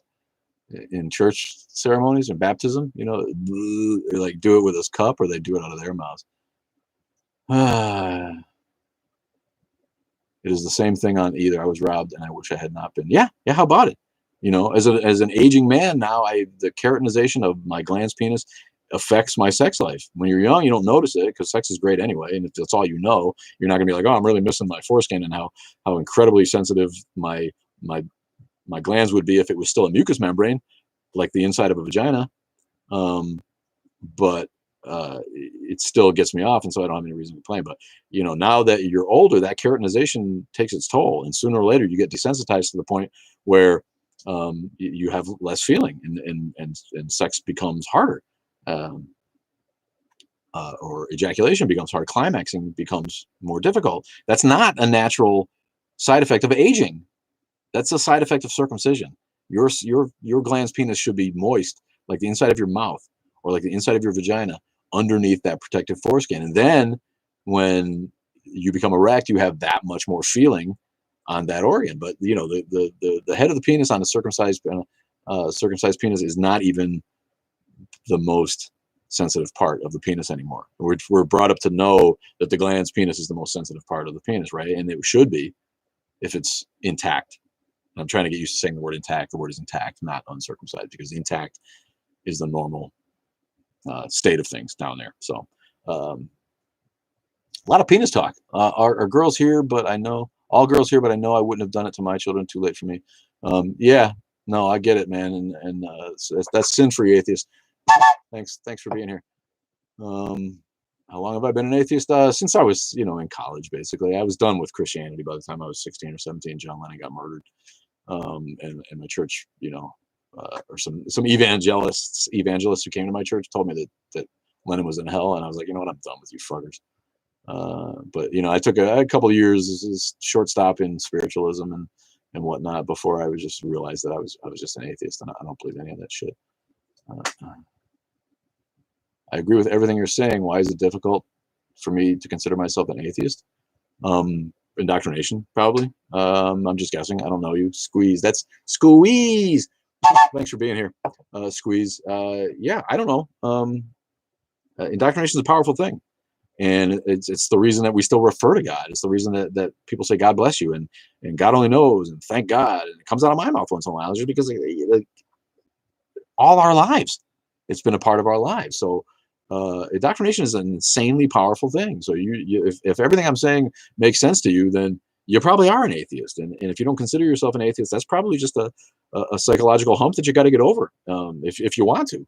If you don't want to, that's your business. You know, you can call yourself an agnostic. You can call yourself just somebody who just doesn't know whether to believe or not because you're confused. The only reason you're confused is because someone lied to you when you were little, and they didn't just give you facts about the universe and let you come up with your own spiritual life on your own. Everybody's got that. We all have evolved brains. We all understand that there's things we don't understand and we can't see but seem to be real.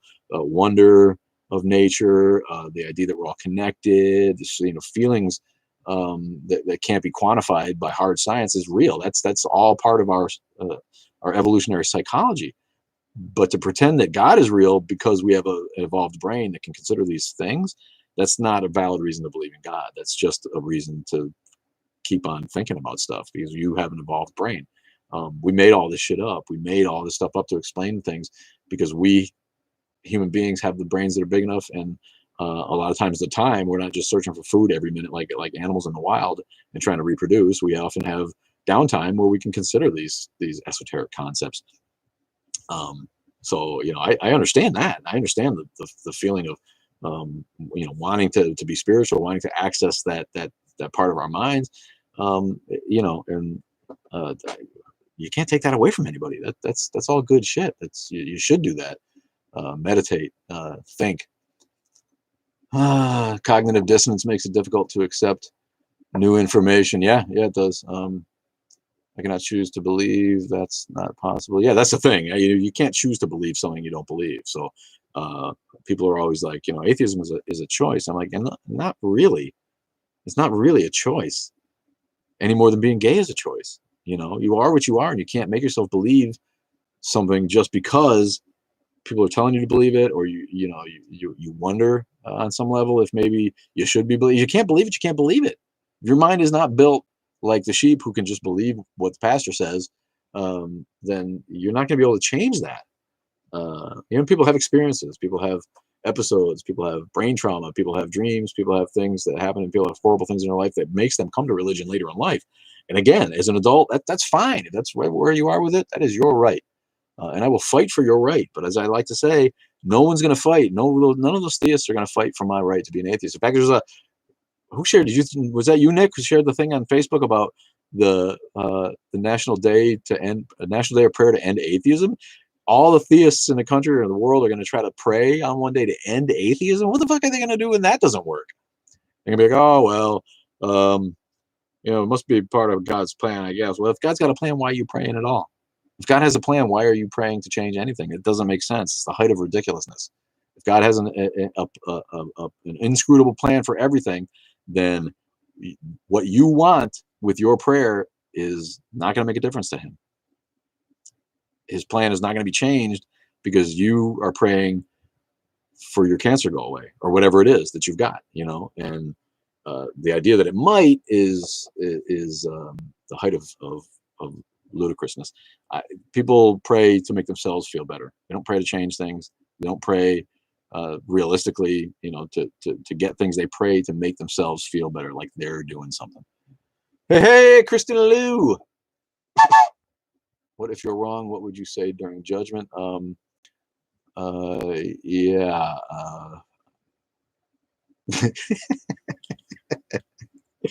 Judgment, during judgment. Is this someone who really believes that someone's gonna one by one, no matter how many people populate the earth, no matter how many people come up, they say, okay, judgment day is finally here. I wish I'd have done this when there was only 5 million people on earth and not 7 billion.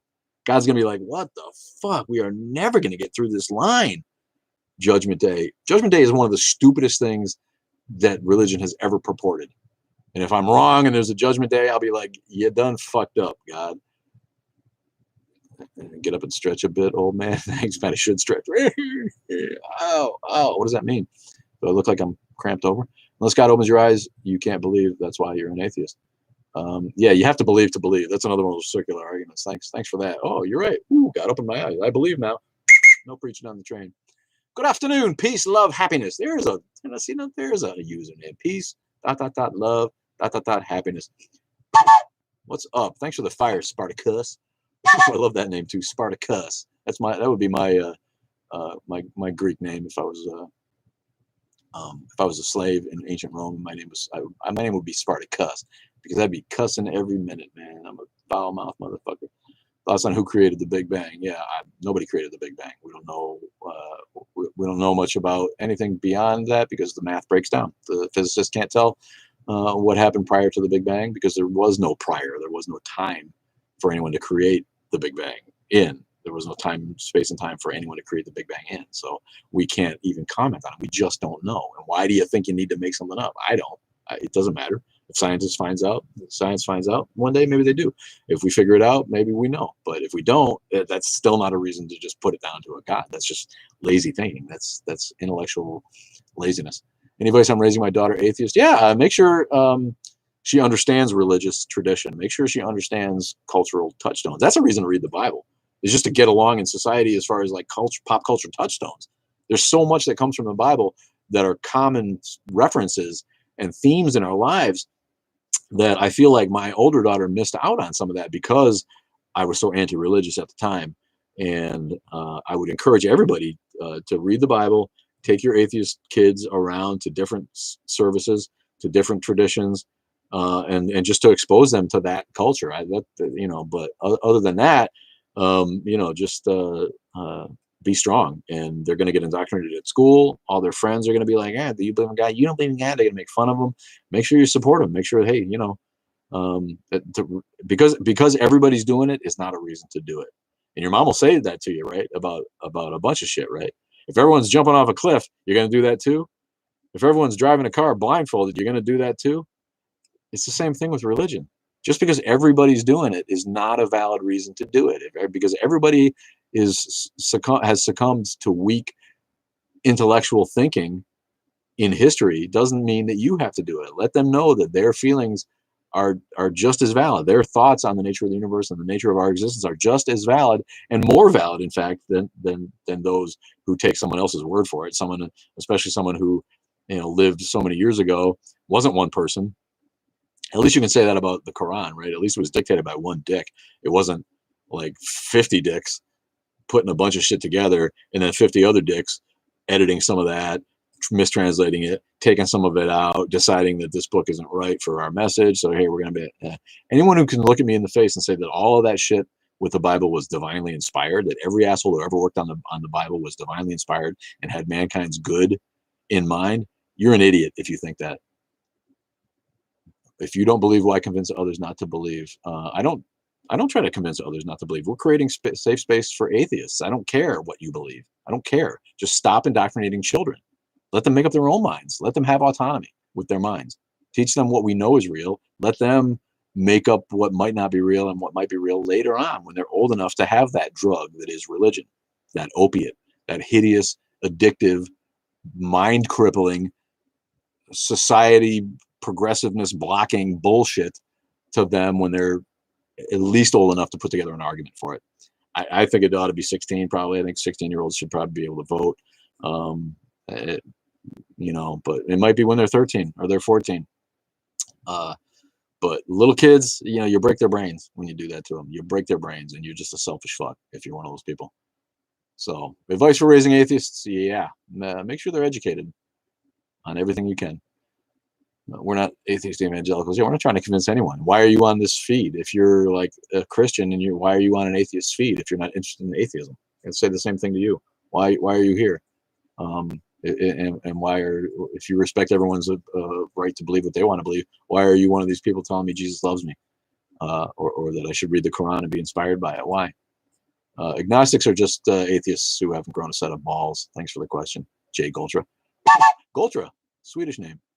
I knew there's some you guys from the Chicago Goltras who are filthy rich and sit on the board of the Chicago Art Museum and so forth. I knew some Goltras in Lake Forest, one of the richest towns in the country. The accounts of current events are affected by culture, just like the old stories of religion are. Yeah, that's true. You got to Bill Willard. Thanks for being here, buddy. Love you, Bill. Our body decomposes. A spirit is not real. Yeah, that's pretty well said. Buy your kids Buy your kids the Skeptic Annotated Bible if you're sure about your Christianity. Yeah, there you go. If you're confident in your Christianity, then buy them the Skeptic's Annotated Bible for sure. Buy them, let them read Jefferson's Redacted Bible, where he takes out all the supernatural shit. Let them read Common Sense by Thomas Paine. Theists are easily triggered because they don't have any real faith. Theists don't have enough faith to just be like, you know what, atheists don't bother me. Let them believe what they want to believe or not believe what they don't want to believe. So you're a California Gultra. Cool, man. Yeah, so theists are easily triggered because their feelings are weak. Their ideology is weak. They know that, and they wouldn't be as triggered by atheists if their belief system was strong and their faith was really powerful. Believing in God makes as much sense to me as believing in Santa Claus. Yeah, there you go. Tighthead Prop. What's up, Tighthead Prop 3? What's your moral framework? Utilitarian deontology? Humanistic, I guess. The fool has said in his heart that there is no God. No preaching. That's from Psalms. What is the difference between an atheist and an agnostic? An atheist knows that he doesn't believe in God, and an agnostic is not sure if she believes in a God. We're all agnostic by the technical term of not knowing, because none of us really know, right? There, like I said earlier in the show, there might be a God. It's just the least plausible possibility. Period. So, technically, we're all agnostic atheists, just like theists are all agnostic because they don't know. But I don't know any atheists who are like, yeah, I know there's no God. We just firmly believe there's no God because there's no evidence. So we call ourselves atheists. If you're not sure whether to believe, like Abraham Lincoln, who was an agnostic, he waffled between believing in a creator God and not believing in a creator God. He just didn't know. That's an agnostic. And that's the only kind of person that should call themselves an agnostic. But an agnostic is just an atheist who's afraid of his mother-in-law. Atheists that claim to know God isn't real are worse than creationists. I don't know any. I don't know any atheists who claim to know that God is real. We can't know that, But we wouldn't even have to talk about it if the idea hadn't been made up. The term shouldn't even exist. But since somebody put the idea out there, we're all faced with the choice. Then we're gonna be, well, I don't believe that because that sounds stupid. Or you say, wow, that's really, really compelling. A magic, all-knowing man who we can't see, who's everywhere at once, created everything we can see and allows the kind of shit that goes on this planet to go on unchecked. That's really, really makes sense to me. Wow, I'm glad you fucking gave that to me. Thank you so much for your brilliant breakdown of life on this planet. Fucking monkeys. Ghosts are real. Oh, okay, buddy. When the peer-reviewed research on ghosts comes out, we'll all read it and we'll all believe. Good one. Thoughts on consciousness. Yeah, I have it. I'm glad I have it. Heather Mack. Hey, sweetie, I didn't know you were here. I'll give you a toot out. Heather Mack, coming out of religion, going off to college to learn real facts about the world. Beware, Heather, when you go to college, because they're teaching woke culture in college. They're just all about teaching people leftism in college. It's really, really bad. You need to stay at home, believe what your parents told you, believe the Bible, and not believe any of this woke leftist craziness, okay? Yeah, I'm jealous of you going off to college, my girl. That's facts. We love Western values. Do you have love for the United Kingdom? I have so much love for the UK, my friend. And UK finally taking it up the arse, aren't they, for their racism too? Thanks to the old the Black Princess they have now in it, and a member of the royal family is going to have mixed blood, isn't it? It rankles them underneath, doesn't it? The royalty. But I'm personally an Anglophile. I always have been. I lived in London for a bit, and I love the UK. But I get. My girlfriend who hates everything English because she sees England as the seat of white supremacy, and in some ways it's hard to argue with that, and that's a whole different conversation. I know, but I love England. I love the UK. My people are from, at least half of my genetics is from the middle of England. My grandfather's name was Bradfield, Old English or Middle English for broad field. Really hard to figure that one out, right? But yeah, no, I do. I do like the Beatles. Of course, I like the Beatles. I feel like people who say they don't like the Beatles are they want to be contrarian, right? They want to be like, yeah, everybody likes the Beatles, so I'm not gonna. You know, not liking the Beatles is like just to admit you don't like music. You may as well just shut the fuck up. And I get not like, maybe you're not super into them, but if you could go through the whole Beatles catalog and tell me that you hate every song, that there's not anything that they ever did that that makes you say something like I don't like the Beatles,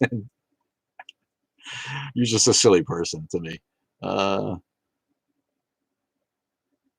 why are there so many Christians afraid to send their kids to college? Because of the right wing in America. It's not even a Christian thing.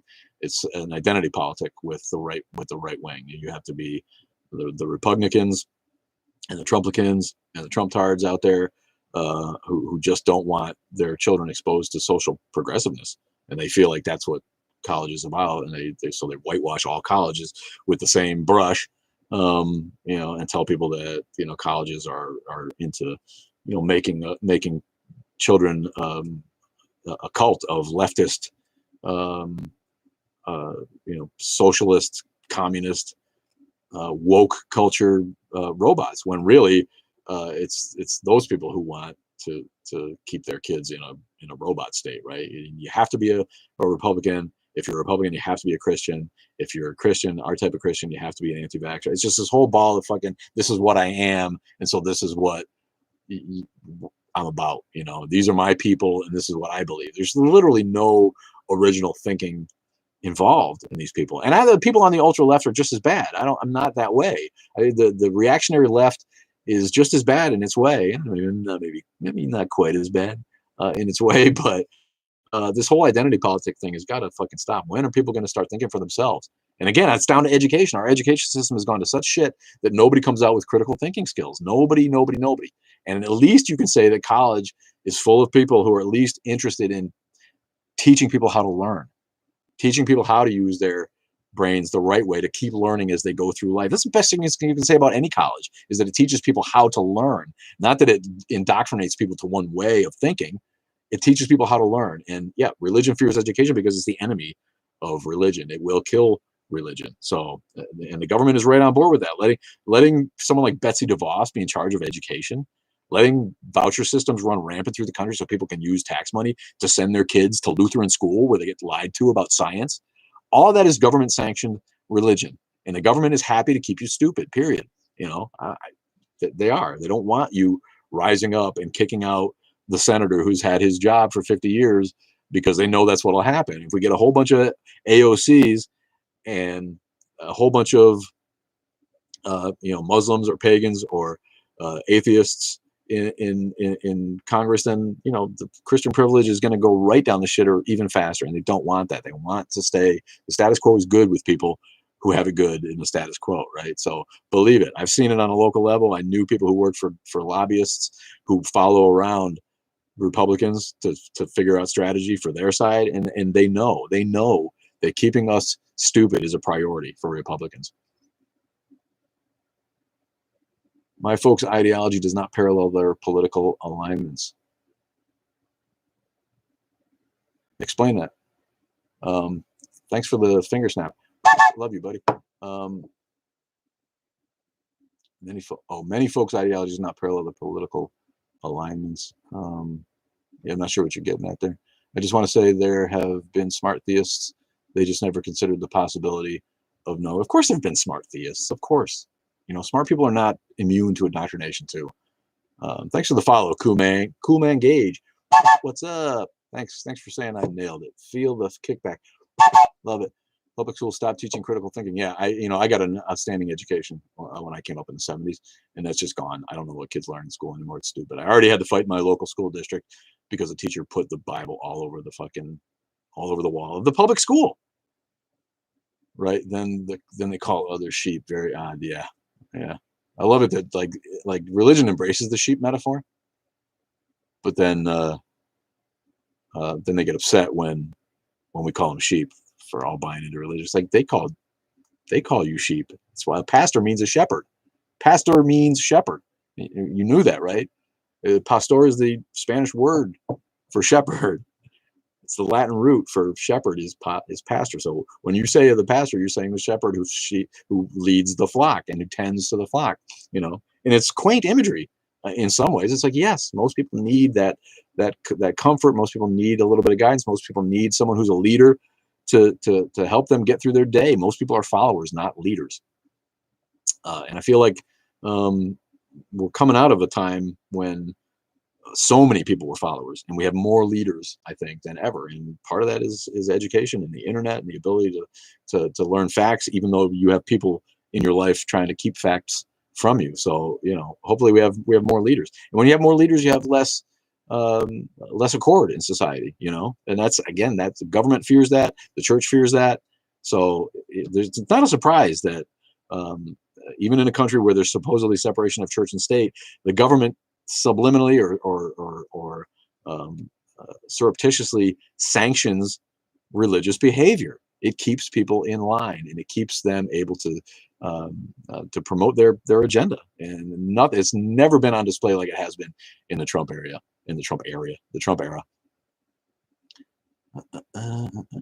Hippies supporting conservatives wearing camouflage. What are you talking about? I love Bill Willard, and I'm sorry I missed I'm missing part of the part of your thought process there, because these comments are going by so fast. Thanks for the follow. So steep. Alex Regine joining. Thanks everybody again for joining. If I missed you, keep on hitting me in the comments, and I might see you, and I'll give you a toot out if I didn't notice you. People Jesus do not love special needs people.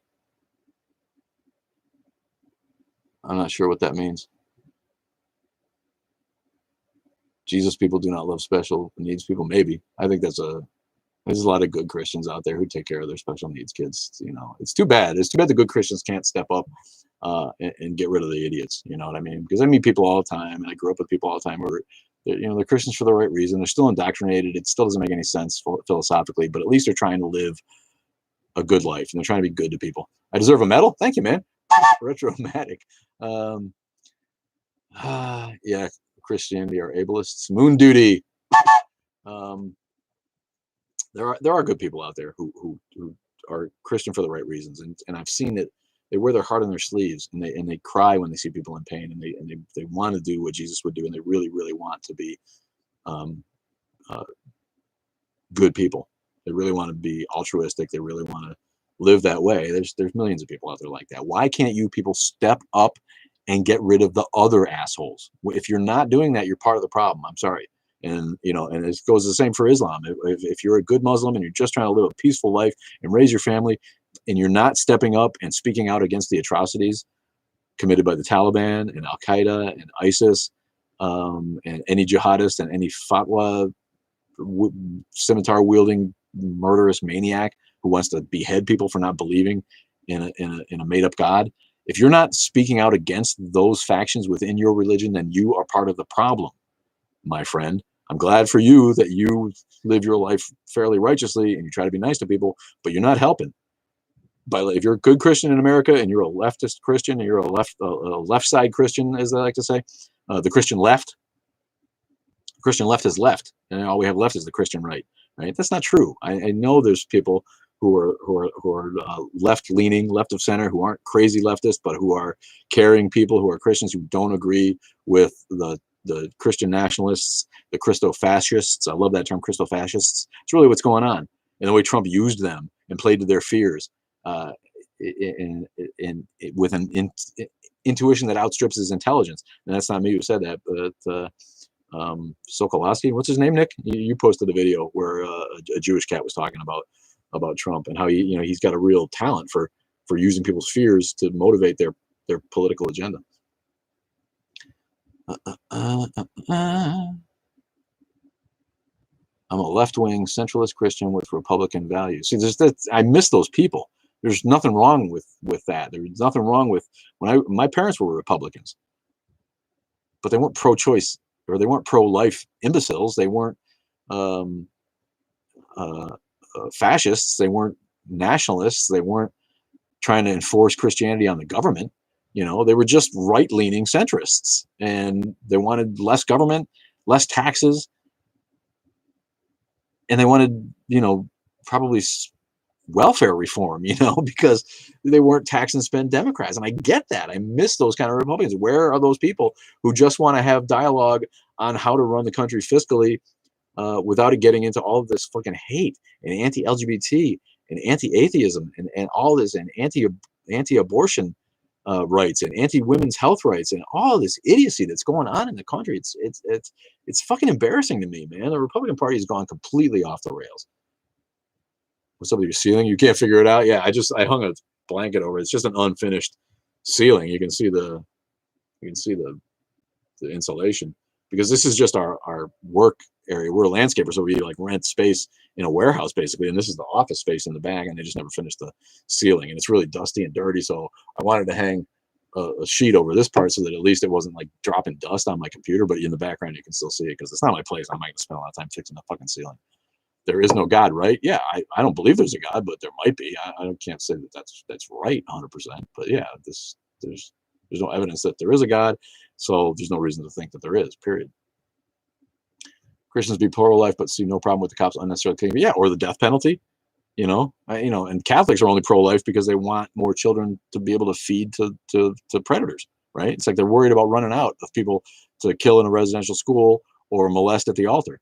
Right, so they need to like make sure every fetus turns into a child so they can fuck with that child.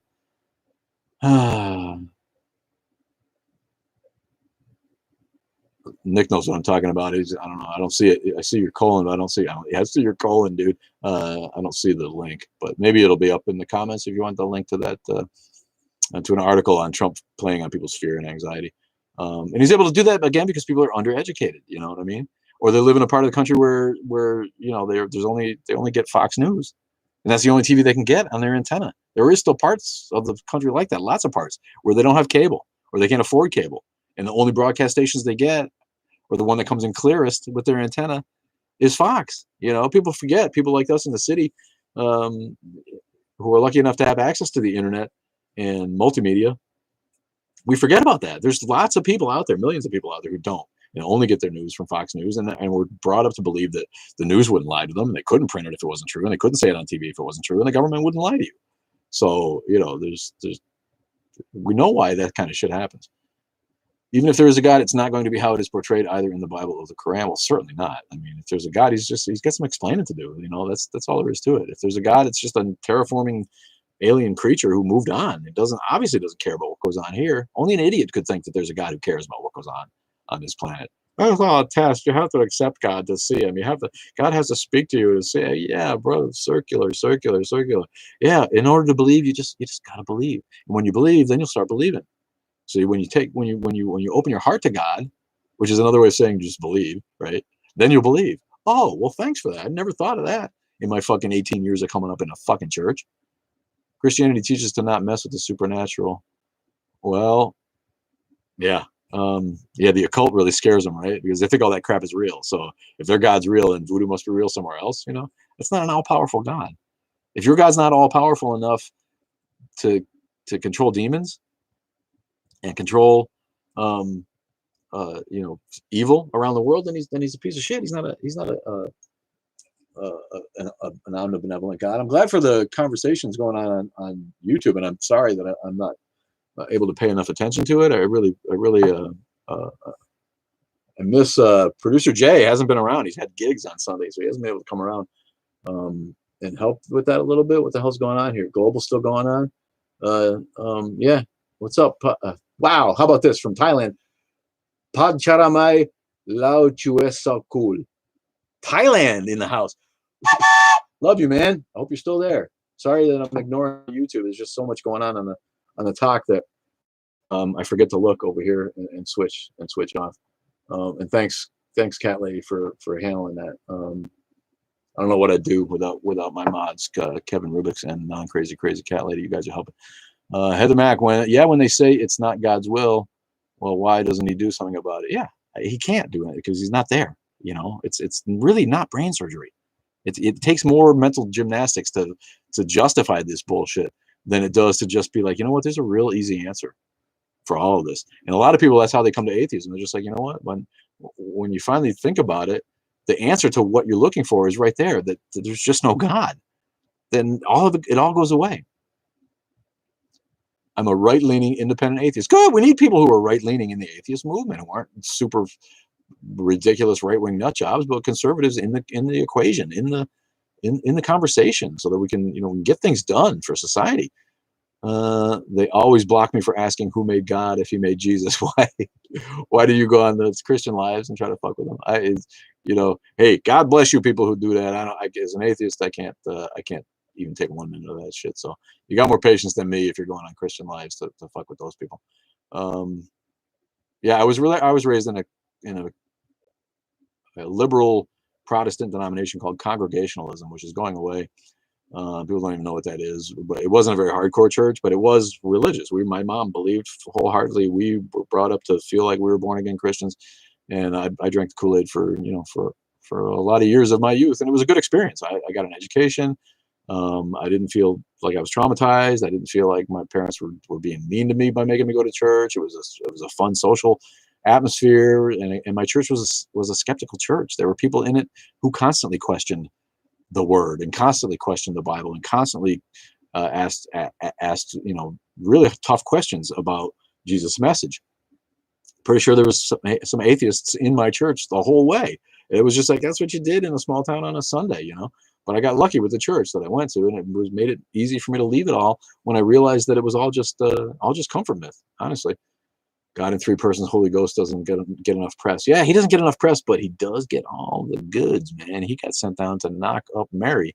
So like the Holy Ghost gets to do the fun shit and stay under the radar. I feel like the Holy Ghost is like he's like God's messenger. He gets to go around and make love to virgins, or sexually assault virgins, I guess, if you want to look at it that way. He gets to come to earth and do stuff and deliver God's message and make flames over people's heads, right? He gets to come down and make tongues of flame appear over people's heads, cool shit like that. God, he's got to stay hidden, so he can't do that stuff. Yeah, Mary, we don't really know if she gave consent. We don't know if she climaxed. I feel sad if she didn't get to finish, but the Holy Spirit certainly did, because he impregnated her. So yeah, but women's rights back in the day were even worse than they are now. So if the Holy Spirit, maybe he should have used his tongues of flame there, right, to help out in that situation. So I don't know. We know he didn't give consent. Maybe she had some fantasies that were fulfilled. I can't speak to it because personally, it didn't fucking happen. But yeah, funny shit. But yeah, I hope Mary came. Mary was 12. Was she 12? I don't think I ever heard that. If God impregnated Mary, he broke two of his own 10 commandments. Yeah, but it's the thing, he didn't. He sent the Holy Spirit to do that dirty work. If you are open to the possibility of God existing, aren't you agnostic? I already went through that. No, I'm not. It's the least plausible, so I don't believe God existed. I'm open to evidence for God. If someone brings up some evidence for God that actually is God, that can be quantified and studied, and written about, I'll read about it. But I'm an atheist because I don't believe, not because I know. The Holy Trinity, 3 or 1? The Holy Trinity, not a thing. It didn't exist. It's early Christian doctrine to add that in there. Part of the reason was, I think, to try to get the magic number 3 in the religion, also to try to establish Jesus' divinity. If Jesus was God and God was God, then that's not monotheism, right? But they wanted it to be monotheistic, so they went through these mental gymnastics, philosophical acrobatics, to try to figure out how one God could be present in 3 different forms, and then they get to be monotheistic and still have Jesus be God. That's really what it was, and that's part of what the Council of Nicaea was about, was determining that Jesus was in fact divine and should be worshipped as such. When before that there was no real reason to think that, and there was much debate on the subject, and some people were against the idea in the early church, and some people were for it. So Constantine wanted to lay down the law so the sheep would all know how exactly to do it, and so we end up with the Trinity. What have I read about Christianity? I was raised in Christianity. What the fuck are you talking about, bud? Is that like the universe is a brain type thing? Oh, you're asking somebody else. Sorry. Comedy comes in 3s. Yeah, it's true. Comedy does come in 3s. Universal Unitarian. Yeah, there's people who can't let go. universal Unitarianism, the fact that the idea that there's that's just deism with a loving God behind it. That's there still and cares about us, and it's going to take us all to heaven. And you don't need the religious dogma. You don't need to jump through the Jesus hoops of believing in the Savior. There's a loving God out there. He's going to take us all home when we die, right? That's basically universal Unitarianism. To me, it's mostly just people who can't let go of the Creator idea, and they want there to be a loving God out there. Not too many, but Universalists, the Unitarians are cool. They're our buddies. They're atheist allies. We can always go to their churches and ask them to use their space. You can always be sure you're going to feel welcomed at a Unitarian church. So I love the Unitarians. I'm not trying to get down on them. I think it's just another form of indoctrination where they just can't get over the idea that there's a Creator out there. And if no one had been told that, most modern people wouldn't even come to that conclusion because of what we know now. All of the shit stems from a time when we couldn't answer questions about the universe. So none of us escaped the God concept, really. If you live in modern society, unless you got really, really lucky with the community and the family that you were in, none of us can really escape that concept. So the Unitarian Universalists are just people, who can't get away from the God concept. And yes, like you say, so steep. They like going to church and like that sense of community. And I like singing hymns. I like being with the people. All of that stuff is fulfilling on a certain level. I don't think we need religious dogma to get there. Catholics priests learning from the Holy Spirit. Yeah, I don't know. But I get what you're saying. That's funny. My name is Norel. What is the Vatican hiding? What aren't they hiding? Jesus, the Europe should go. Italy should go and just like, you know what? We're done with you. You're not going to be a country anymore. You can lay down now. You can tell the Swiss guard to go away because we're taking back the Vatican, and you can pay taxes now. So open up what you're hiding, which is likely just like a huge hole filled with gold. You're gonna go eat lunch? All right, see you later, man. You're out? All right, Nikolai, you got to go to work. Thanks for joining, buddy. We'll talk soon. Storm the Vatican archives. They can't stop us all. Yeah, and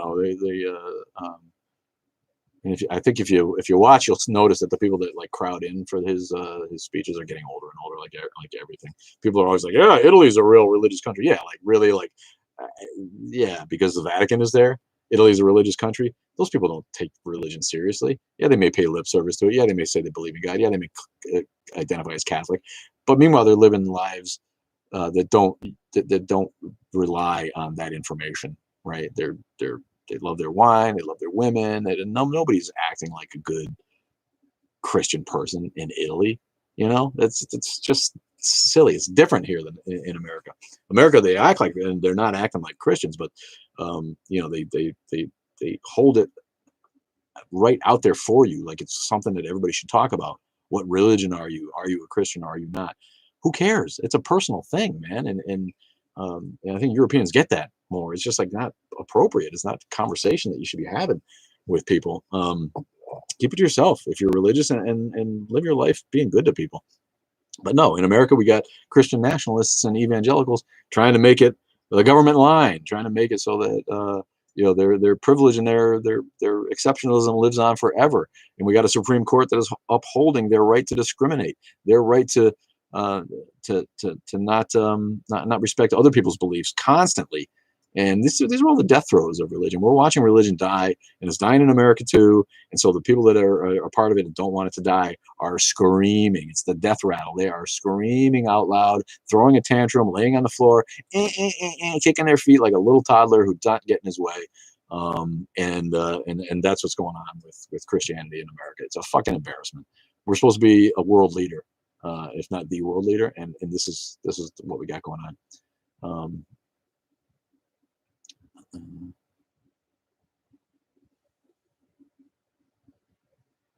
Yeah, because they do have them listed. Storm the archives, Crazy Cat Lady says, and read the names out of all the people that they have documented as being molesters. Actually, Italians act more Christ-like than Christians. Of course they do. Of course they do, because it's not about your actual identity. It's about the person that you are inside. It's not anything to do with your religious identity. Can't die soon enough. What's that mean? Oh yeah, religion. Yeah, I know. I thought you were talking about you. No, don't die. Who are religious people? Who are religious people you like? Be it celebrity, family, friends. I meet people. There's a pastor at a local Presbyterian church who's a great guy, who you can talk to anytime, who understands that, they don't read the Bible as literal. They try to take what's good from the message, and they try to, create community and create a reasonable moral center through the good parts of what they preach, but who doesn't try to pretend that every word is from the lips of God, dictated directly to, and the Bible is the infallible word of God. No, and they accept LGBT people, and they actually try to do what Jesus would do at that church. And I meet folks like that, from time to time. It's just not enough of them stand up against the other ones. Not enough of them are visible in the public sphere, and not enough of them are trying to run the government with the human beings in the country in mind. Civic government is for the civic good, and religion has nothing to do with civic efforts. It's not relevant, because not all of us are religious. If you're trying to do a government of the people, by the people, for the people, then that necessarily discounts religion, because not all of us are religious, and religion has nothing to do with building a stronger infrastructure, or educating the people better, or providing healthcare for people who don't have it, or righting wrongs, or defending us against an invader. Anything that government actually has a real reason to do doesn't have anything to do with religion.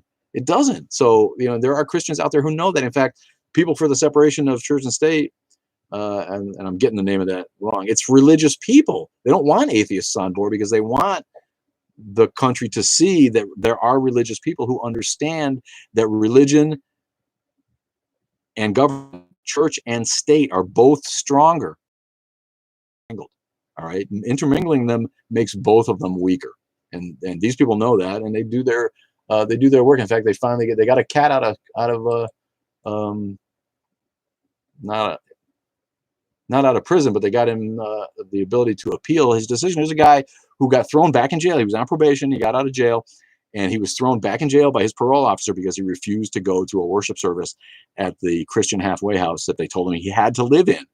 If he wanted to stay out of jail, he had to live in the Denver Rescue Mission, a Christian homeless shelter. When he identified as an atheist and refused to go to their prescribed worship sessions, they violated his parole for that and sent him back to jail. This is the very definition of a violation of the separation of church and state. You cannot do that. And two lower courts held it up, and finally got to a U.S. Court of Appeals. The 10th Circuit overturned a dismissal and agreed that this guy did not deserve to be punished for not taking part in religious worship. And it's still over. He's just able to appeal now. It's still not decided. He's still going to have to go to court and appeal this. And this is an embarrassment for America, that this could even go on. How does this kind of shit go on, where you throw someone back in jail for not agreeing to go to worship at a halfway house? And it wasn't even cut and dried. They had to go to a third appeal or something to actually get it overturned and let him appeal it. And it's still not over. He's got to go to court for it. So this is the kind of shit we're putting up with in America.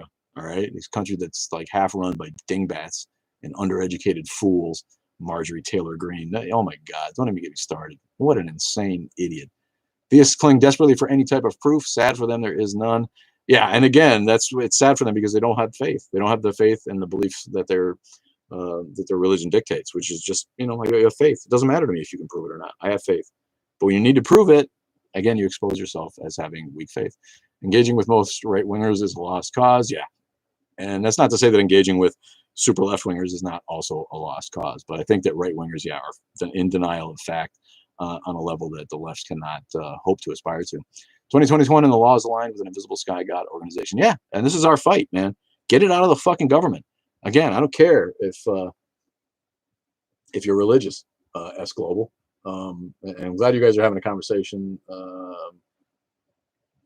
on YouTube, because again, I can't pay attention to it, and I apologize for that. But thank you for being there, and it looks like we're gaining a little traction. I love it. Boomer, thank you. I got to give you for fighting on there. Got to give you a shout out, my friend. Little attention paid to YouTube for a minute. Me biased? Yeah, I am biased. I'm biased against bigotry and fucking animals who would persecute people for not being like them. I am biased against that. Sorry if that's bad. Why does yelling Jesus Christ feel like such a bad swear word? I don't know, but I have to admit that I fall prey to that too. When I hear my little kids say it, it seems, and this maybe it's my indoctrination, or maybe it's just it just doesn't seem attractive. I don't know, but I say it all the time because it comes off the tongue well in English with our pronunciation. It's full of hard consonants. Jesus Christ, and that word Christ, you can just rip it off your tongue. But when I hear my little kids say it, I'm like, it makes me a little bit itchy. I'm like, why don't you wait till you're older? So, and I don't know. I don't think that that's right. I think that's a failing in the way that I'm thinking when that happens to me. But thanks for bringing that up. I'm trying to eat some of my peaches before the fucking fruit flies get them off. Thanks for the rose, Sean Langford. Appreciate you. What's sad is my parents are hardworking, decent people, but our big Trump supporters don't get it. Yeah, it's because Trump plays to their fears. Trump plays to their the feeling that they have been discounted in society, that they're the policies that they want are unheard by modern society. And Trump gets that. He gets that. He sees that. He went with it. It was enough to get him elected. Wasn't enough to get him reelected. And again, the demographics going down. He was such an asshole that anything good that he did got lost by his ridiculous, insane, narcissistic personality. The good stuff that he did, might come out and later in history tends to be kinder to presidents. Look at the way we think about W now compared to when he was in office. God, was he hated when he was in office, and now it's like he seems like a reasonable old man compared to Trump. But I get that hardworking people everywhere want to keep more of their taxes. They want less ridiculous, out of control government spending, and the Republicans used to be about that, and now it's too bad that reasonable fiscal way of thinking has given way to this identity politic of you have to be a Christian nationalist, you have to be an anti-vaxxer, whatever it is, you have to be on board with Trump in order to be a Republican. It's just too bad. Again, we need new representation. No party really represents anybody. Yeah, who doesn't hate W and Cheney? Cheney was evil. Yeah, why Trump? That is the $640,000 question. Now it appears that they don't right now, the Republicans. But what two kings, 223, 24, mac and cheese. No preaching. Is that preaching, or is that like is that a Bible verse for atheists to point out as? Is that the one where oh yeah, you can keep the female children who are virgins for yourselves, right? And these are rules of war, right? I kill all the non-believers, kill all the men. This is a genocidal thing. You keep all the children, or kill all the men children, kill all the women who've already slept with a man, but keep all the virgins for yourself, because then you can breed your own society the way you want it. That's Kings, and that might be the Kings verse that he's pointing to. Trump, because he makes them feel smart and justified. What would it take to make some of those people feel smart? Thanks for the follow. The massage basically says don't be rude or you'll be smoked. The massage? I'm sure that's message might be. By the way, there are lots of blacks that did not take the vax. Yeah, I got into one who equated like older vaccination efforts included experimentation on blacks. How is that relevant? I get that that's shitty. I'm not saying that was right. That was horrible. You're experimenting on people who don't have a say in the matter. That's not a reason not to take this vaccine. Plenty of white people lining up to take the vaccine that's already been tested. So if you don't trust this vaccine just because vaccines used to be experimented on black people, that's just ignorant again. And again, a lot of those black people are members of evangelical churches. Right? It's the same way. They believe the preacher when he says that the government is out to get you with this vaccine and don't take it. So yeah, it's funny too to me, because early in the pandemic, it seemed to me like black people were way more on board with wearing masks. It seemed to be mostly white Christian Republicans who were like anti-maskers. But everywhere I went, like black people were like, yeah, I'm gonna put on that mask because I don't want you breathing on me, man. But now here we are, and there's black people who won't get the vaccine, so who the fuck knows? That's not a reason because black people got experimented on during previous vaccines, that's not a reason to mistrust this vaccine. And there might be other reasons, but that's like a non sequitur. The one doesn't follow the other. What's up, Nana in Virginia? Didn't see you here, baby. 100% of living presidents, including, yeah, all the presidents, they know. They know. They're not, Trump's not out there like waving the flag of anti-vaccination. He got vaccinated. As soon as there was a vaccine available, those guys got vaccinated. Clearly, you're not remembering the thalidomide in the 1970s that was safe to use, according to our government. Yeah, I'm not saying that the government didn't make mistakes with different shit. We know fluoride was a kind of ugly too right now. I don't trust the government. I trust the scientists and the medical community. And when there starts being a groundswell of the scientists and the medical community rising up and saying, you know what, this vaccine maybe not a good idea, then I'll start looking at it. The government doesn't mean shit to me. That I don't trust the government. Never have. I was never one of those people. The government doesn't want to do anything but protect itself, its employees, get pay raises for itself, keep the status quo going. So it's not about that. It's about 95% of scientists and medical professionals understand that the vaccine is safe, effective, and the best way to beat a pandemic. So if you're going to be an anti-vaxxer, then stay home. Yeah, I wear a mask. We got people won't get vaccinated, so we have variants coming. My girlfriend's always on me. I'm fully vaccinated, and she's on me to wear a mask because you still wear a mask for other stuff. I don't want people gobbing on me. Why do I want that? Wear a mask so you don't have to breathe other people's nasty shit, and whether it's COVID or not. People have been wearing masks in Asia for years. But there's nothing wrong with wearing a mask. It's not a sign of weakness or of compliance or of, I bought into what the media told me to do. It's just because you don't want to breathe someone's germs, man. So what the fuck? It's 1 o'clock. I'm going to wrap it up. This was a good one. Thank you guys for being here. Do you think Islam is compatible with the West? That's a big question. I mean, Islam is compatible with religious freedom, but people need to stop kowtowing to Islamists when they represent a threat to society. There's no reason to put up with that shit. If France needs to ban the burqa so that people don't cover themselves and put a bomb on the subway, then they're gonna do it. And religious exceptionalism needs to end for everybody. And there's too much of that goes on because people don't want to be seen as Islamophobic, which is bullshit. All right, if it's bad for society, if religion is doing something that's bad for society, religion needs to be stopped. And it's not phobic to say that. Thanks everybody for being here. Go to YouTube and subscribe on YouTube. Go to Instagram, follow me on Instagram. Go to Twitter and Facebook if you want. I do get a tweet out once in a while, but those two are kind of off the radar. Who doesn't like Facebook anymore? Raise your hand. Facebook's just we have to do it, and we got a lot. We got like 1,600 followers on Facebook.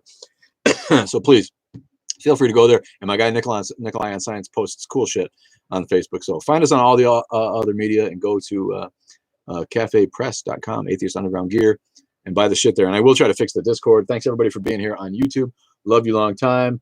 Gonna go away now, and sorry I couldn't pay more attention to the conversation, but I think you guys have been doing a good job talking to yourself.